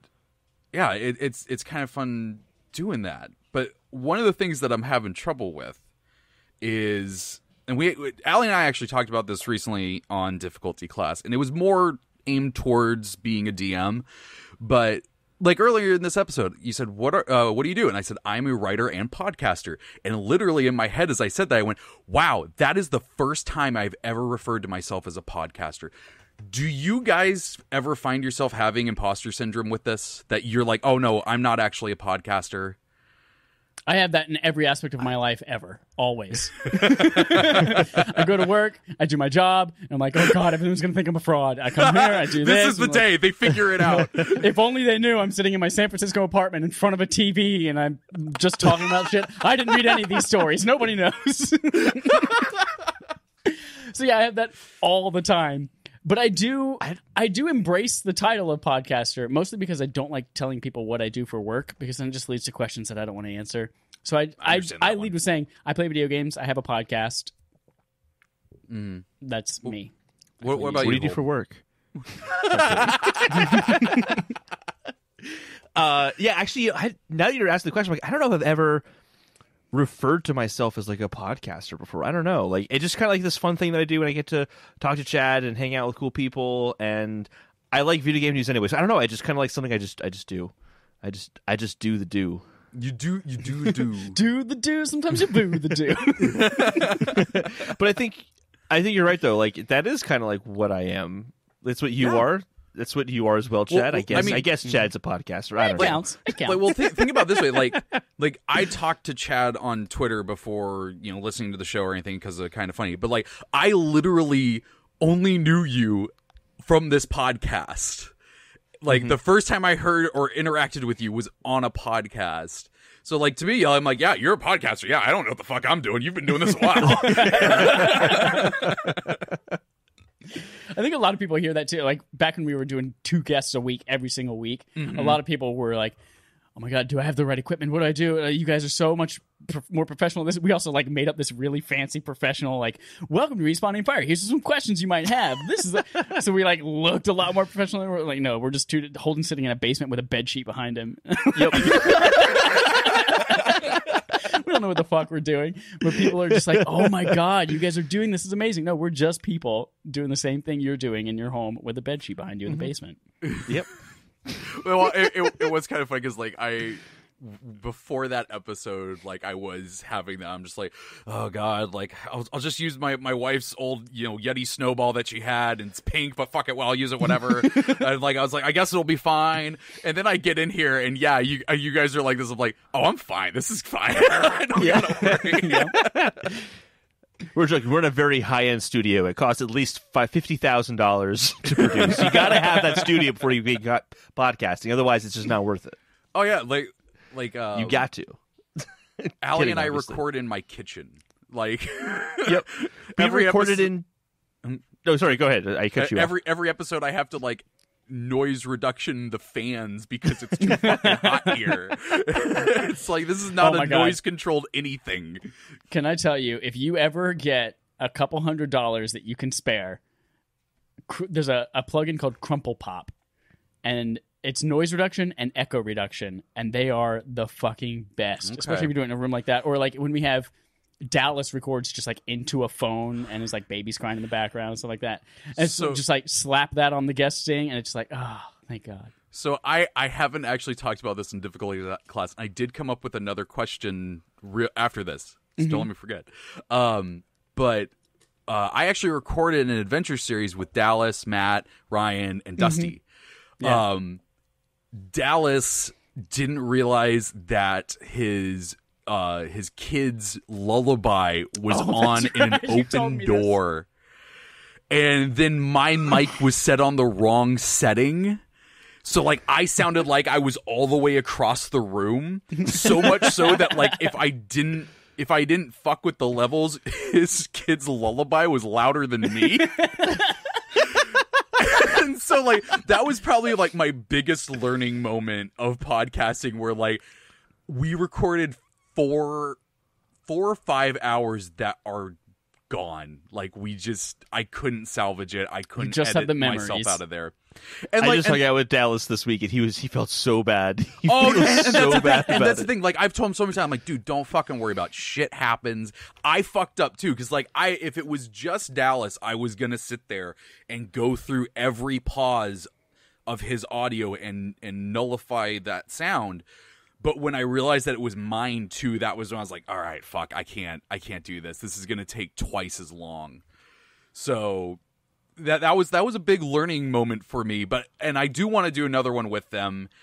But we even agreed, like in our group chat, is like regardless of that going up, we had so much fun with that game that it didn't matter that the content didn't happen. And I think that's something important to remember also, is that like, we're content creators now, which is also weird to say. Yeah. But we have to remember that like sometimes content doesn't work and sometimes it gets lost, and we can't beat ourselves up about that. Mm-hmm. But what I was going to ask, what was that? It happens to everyone. Yeah, exactly. It gets better. It gets better. We just did Pixel Street podcast, and my mic stopped working, and I had to record off of my MacBook speakers or microphone. Yeah, I felt terrible. But remember the adventure series we were in? Chad's shit stopped recording. So you just don't have me for the last hour of it. And it was and I thought it was so perfect that you were the one that landed the killing blow on the boss. I was like, he's not even fucking here. Yep. One of the things that Chad and I had talked about doing, I don't know if we told you about this. One of the things we talked about doing was us just getting onto Skype and recording ourselves talking about what was doing and acting out what had happened. and not give any kind of warning. Just episode 7 picks up and it's just us talking. Oh man, we should have done that anyways. We should have. But the question that I had was, okay, so let's say that someone wants to start a podcast this weekend, and they don't want to go my route. They want it a little bit better than a AirPod in a car. What would you recommend to them to get started this weekend? And obviously they're gonna have to put some money into this, but like, what would you say? Number one. Well, if you're gonna record with no money, your phone's microphone is a hell of a lot better than your AirPods microphone. Unless you are driving in a car. Unless you're driving in a car, and then be safe. But yeah, so just know that everyone's like, oh no, just put it in the AirPods. Like, no, those are like just meant for phone calls and talking to Siri. Yeah. Like your phone's microphone is meant for like picking up actual recordings. Like I did do that once. There's an episode that I did with my wife while we were on a road trip, and it was terrible because the phone microphone picked up every bump in that road. Yeah. Every little one. But yeah, if you're in a room with your friend, yeah, it's great. Yep. Oh yeah. Right off the bat, I'd say what's most important is just getting some kind of software to cut. That's it. Whether it's audio or what's that? Audacity. Audacity. Yep. Most of those types of software, GarageBand on your Mac is totally awesome too. Most of those types of software have some kind of like noise gating as well. So if you do have a lullaby playing quietly in the background, you can at least automatically block it out when you're not talking to. That's important. And then if you're looking to get something like a little bit more professional microphone, get the best entry one, Blue Snowball. Is like $49. That's what we started off with. Yeah, that's what we started off with too. Yeah. Blue Snowball is $49, a great barrier of entry, and if you go on long enough and you feel like you're committing to this, then you can upgrade from there. But yeah, I would always caution against buying a bunch of stuff. I had a friend who wanted to get into podcasts, and he like bought the microphone, the arm for the microphone. Oh my god! I'm like, all right, like you could have the best podcast ever. Just start doing it. Don't invest in that yet. And lo and behold, he's not doing a podcast anymore. And I'm like, yep. Yeah. A So pair of headphones. Invest in a pair of headphones that are just over ear. Most people don't realize that. Oh, I'm just going to talk. It's going to record, and then I'm going to talk. But it's going to pick up everything. So especially if you're recording remotely, like we're doing right now over Skype, it's going to pick up you guys talking in my mic and me talking, and then we're also going to have your audio, so it's going to sound really awful. All of that together. So the headphones to block that out of your mic. But even just to begin with, your standard headphones that you got with your phone will be fine. Yep. Yeah. Yep. Now, what would you say about like uploading? Because that was the thing that I always struggled with. I had a mic, I had a Mac that could record, but I was never sure about like how to upload and like where to go and what cost too much and everything like that. Yeah, I feel like I don't have any experience with Anchor, so you might be able to speak to that more. But I feel like that's an incredible free alternative. And now anyone who asks, I'm thinking about starting a podcast, I immediately just say, download Anchor. That's the first thing you do. But you have, if you're just like looking to experiment and things like that, there services like SoundCloud and Libsyn have free tiers. Basically, for SoundCloud, I think you get like 2 hours of free content to upload, and then anything after that. A reasonable price to expect to pay per month to host all of your audio is around $15 a month on a website that allows you some things like an RSS feed to feed into iTunes and some customized things with tags and stuff like that. I would, if you're looking to get started and you're looking to go that route and find some place to host, I would look more towards Libsyn and not towards SoundCloud. We're looking to migrate away from it because discovery tools have greatly improved in things like Apple Podcasts and Google Play, but SoundCloud doesn't yet support those tools. So like the new category, like there's a video games category in the iTunes podcast store, but we don't show up there because SoundCloud doesn't support us choosing video games as a category. Interesting. So things like that, I would look into Libsyn, and then just knowing that your shows don't have to be huge. If you export them as MP3s, sound quality is, when it comes to like, oh, should I export this as WAV for the best sound quality or MP3? Like, it's not going to fucking make a difference. People are listening to this in AirPods in their ears. Also, MP3. it means it's going to be harder to stream it. Like if you had a bad internet connection. Exactly.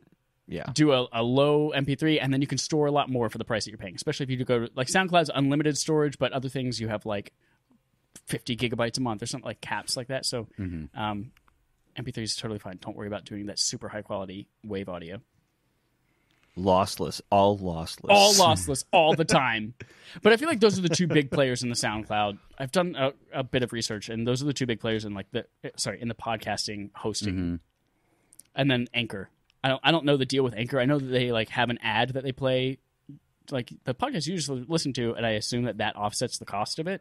So yeah, I think it's at the end that they insert their own ad. You can turn on monetization, which they claim will match you up with some kind of product that is in line with what you are talking about. I haven't done that because, one, if I'm going to do an ad in my show, I'm going to be the one that picks it. I'm going to be the one that, is talking to you about it. I don't want some disembodied voice telling you to go get sheets from Joe Schmo over at a website. Joe Schmo makes the best sheets, though. High so rip count. good. Dude, Joe Schmo, oh my God. When you get into his sheets, you just go, Schmo. But yeah, so I used Anchor, and I still use Anchor because, well, it's free. Allie and I have put a little bit of money into this just for mics and stuff like that, but we keep saying this during the show. We're doing this for free. Like, we're not getting any kind of money out of this, and that's definitely one thing I'm going to tell you. Do not expect to get money out of this anytime soon. Like, I feel like that's a question a lot of people have is like, how do you get advertisers? How many people? I've looked into a lot of it, and all of the places that are like, we'll match you up with advertisers, things like that, or any advertisement company in general that is looking to get into podcasting, you need thousands. Thousands of I plays looked into a Audible, week. and if you don't have at least 1K average listeners per episode, they don't even want to talk to you. Yeah, so you've got a while to go, even if you have a small pod. But like, if you reach out to people, like I know. I forget who it is, but somebody was listening to, they just reached out to like, hey, this small town business over here. Hey, you want to pay us $20 to advertise on our show and get 50 listeners who are in your area? And they're like, yeah. So if you know people and you're interested in reaching out, you might be able to, it was a fitness podcast from Obese to Beast called Work for Change. It's a really great podcast. You should listen to it. Anyway, if you want to go find sponsors and be like, hey, we'd love your shit. We want to pump it on our show. That might be a better way to go. But if you're looking for automatic sponsors, those are thousands of listeners a week. Yeah. But the thing, though, that I don't know about Anchor, and the one warning I will give is I don't know how advertising for yourself works with their deal. I have to start looking into that because we would like to do some things eventually, and I want to be ready for that. So if we do eventually have to migrate away from Anchor, it's the thing is, though, is that Anchor is a great start. You can literally do it right now. You record on them, you upload through them, and the crazy thing is that you don't have to do any work to get your stuff on platforms. They do it for you. It's literally like you upload the first time. It's like, cool, we'll let you know when stuff goes, and then you get a notification on your phone. It's up on iTunes. Day later, it's up on Google.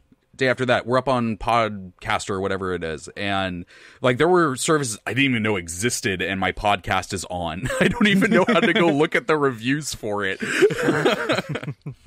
But it also gives you like analytics of like, here's where people are listening, what they're listening on, what services they're using, your average listener per episode. So it's got a lot of really good stuff that is helping me learn how to do this. But I don't know if it's going to be my forever answer. Yeah. But yeah, I think that was a good cut. That felt good. That was a good. That was good. Yeah, Absolutely. Yeah, and really, like, this is the first time like I've gotten to talk to other people about podcasting, so that was really nice. And also, it was on a podcast, so it's so meta. Oh my god! God, the meta-ness. Inception. Good God. But yeah, thanks for being humble and let me drive that car for a little bit. You're welcome. Now it's fucking our turn. Let's jump to Ryan's subscriber interrogatives. They just jump over the seat. They pull me out of there. Car swerves around the road. We jump in the passenger seat, kick the door open, and shove you out. Cut the seatbelt. Ryan's subscriber interrogatives, where you guys can write in and ask us questions about anything, and none of you did, so thanks. You can submit those via email if you're a dinosaur, or if you're someone who actually listens to this podcast. Follow us on Twitter at RespawnAimFire. Anything you write. Last week we talked about Dusty's waifu. We got feedback from Alex that we mispronounced waifu, and we pronounced it as waifu. So yeah, it can be about anything. And then finally, we're going to wrap up today with Game On Game Show. The game on our gaming show called Game On, where we play a game on our show called Game On Game. Today, we have another episode of Now Flesh It Out, where we take two games, mash them together, and try to figure out what that new game looks like. We have 5 pairs. Are you guys ready? Let's do it. Number 1, Banjo-Kazooie crossed with Metal Gear Solid.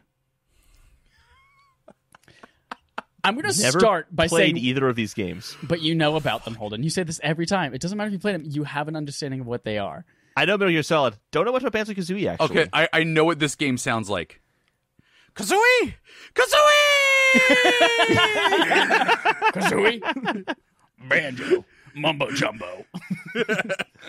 I had this idea of the Jinjos. So the Jinjos are like these little magical creatures that are stranded in each level, and there's 5 of them. And then there's a big Jinjo, the Jinjonator. You saw this in the Direct. It comes and kills Gruntilda. Or maybe it was in the part after the Direct. Anyway, what if those were the beauties from Metal Gear Solid 4? You know, screaming octopus, laughing octopus, and they were like all of those beauties that were all like fucked up mentally, and they did experiments. What if each of those was the Jinjo? Also, they could be gingers. Who knows?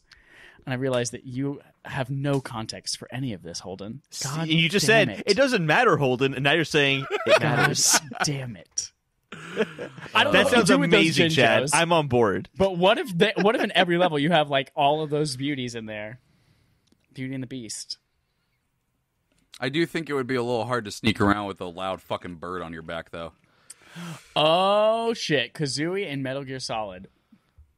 Yep. But that's like remember, a distraction thing. You like throw him somewhere else to be like, no, look over there. I'm going to sneak over this way instead. I do have this image in my head the now eggs. of Banjo like just coming up behind like a real human and just snapping his neck. Oh, man. Revolver Ocelot. I don't know. That's a toughie. Yep. Because Banjo-Kazooie's world doesn't really support the Metal Gear Solid very well. But I feel like, you could poop out an egg or you could shoot an egg to work as a distraction. Oh, yeah. No, here's the thing. I think this game could 100% work. What it looks like, I have no fucking idea.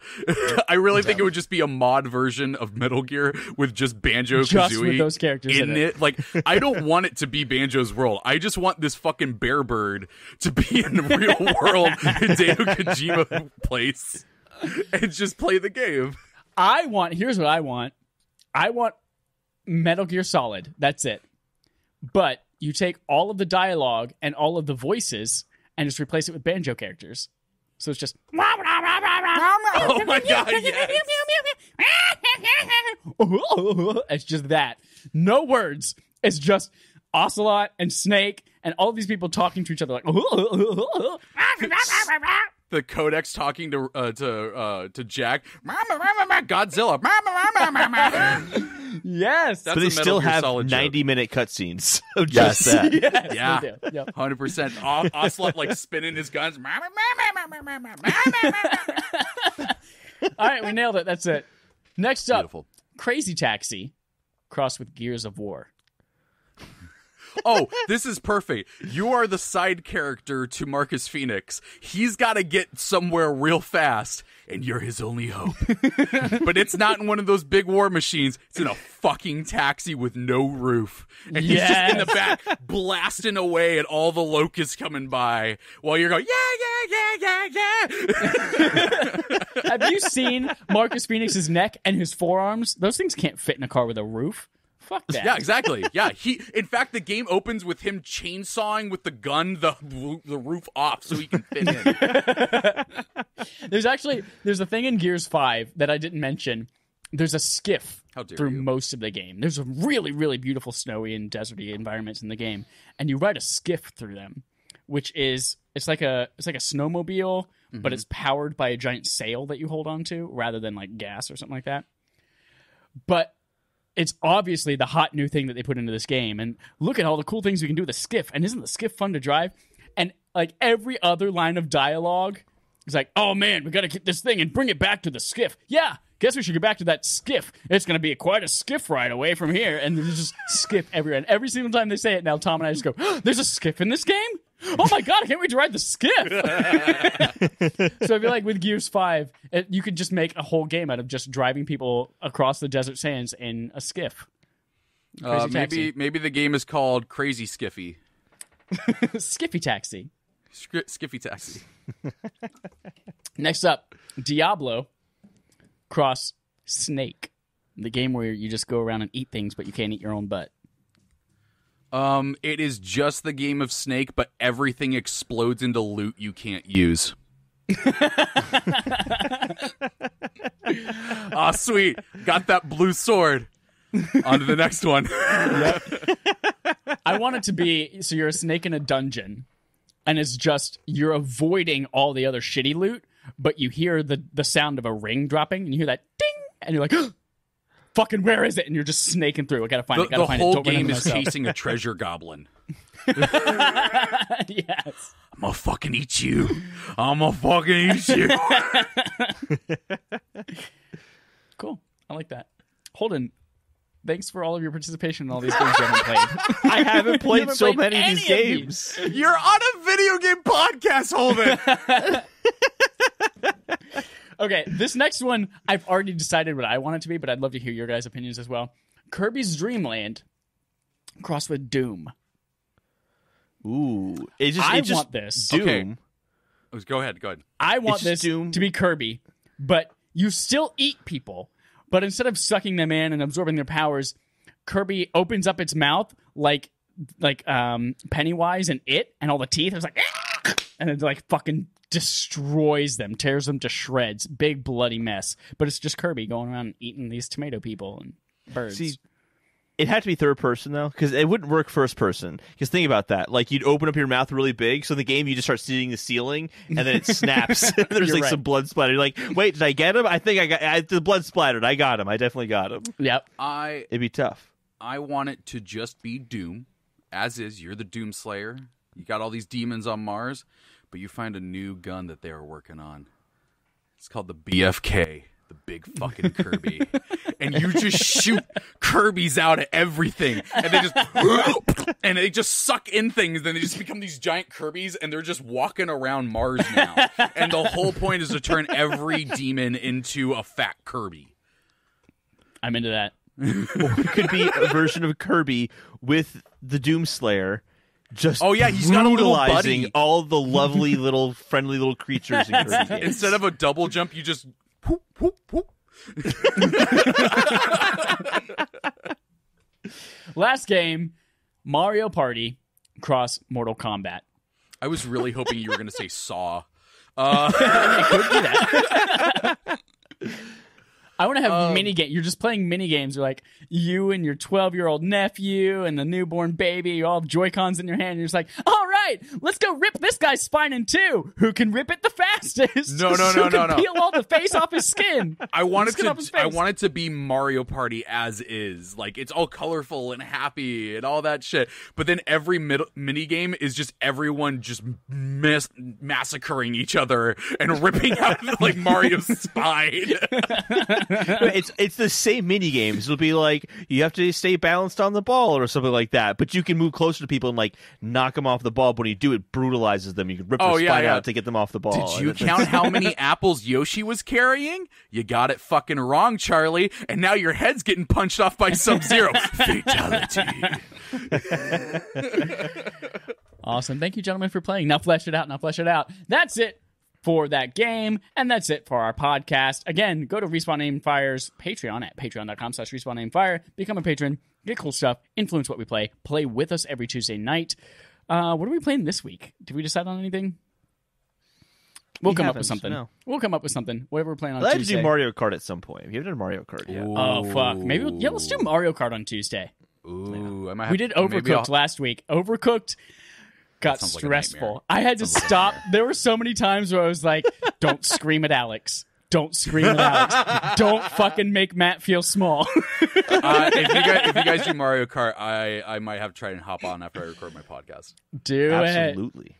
Tuesday nights, y'all. All right, $1. You can give us more if you want, but $1 is all it takes. Thank you so much for listening. Treavor, plug your shit. Where are you from? What do you do? Tell me about your lunch. In case you haven't heard, I have a podcast called Difficulty Class that I host with my co-host, Ali Deichman. And we talk about Dungeons and Dragons and have a really good time. You should come listen. Follow us on Twitter at Difficulty Class and on Instagram at Difficulty Podcast. And we'll just have some fun D&D times. Hot. Very hot. Holden, where do people find you? I'm on a podcast called Respawn Aim Fire. You might not have heard of it. I've heard that's really shit. great. Yeah, It's okay. Hot trash. Garbage can on fire. Yeah, Chad's pretty cool, but the other guy's really obnoxious. He's just not worth listening to. Chad, for one of the Patreon months, can you just draw Respawn Aim Fire's logo as a garbage can on fire? We'll just do a garbage can on fire and we'll just make it those colors. And just tag my name at the bottom of it. All right, everyone. Until next week, here's our usual sign off. Do you remember Anthem?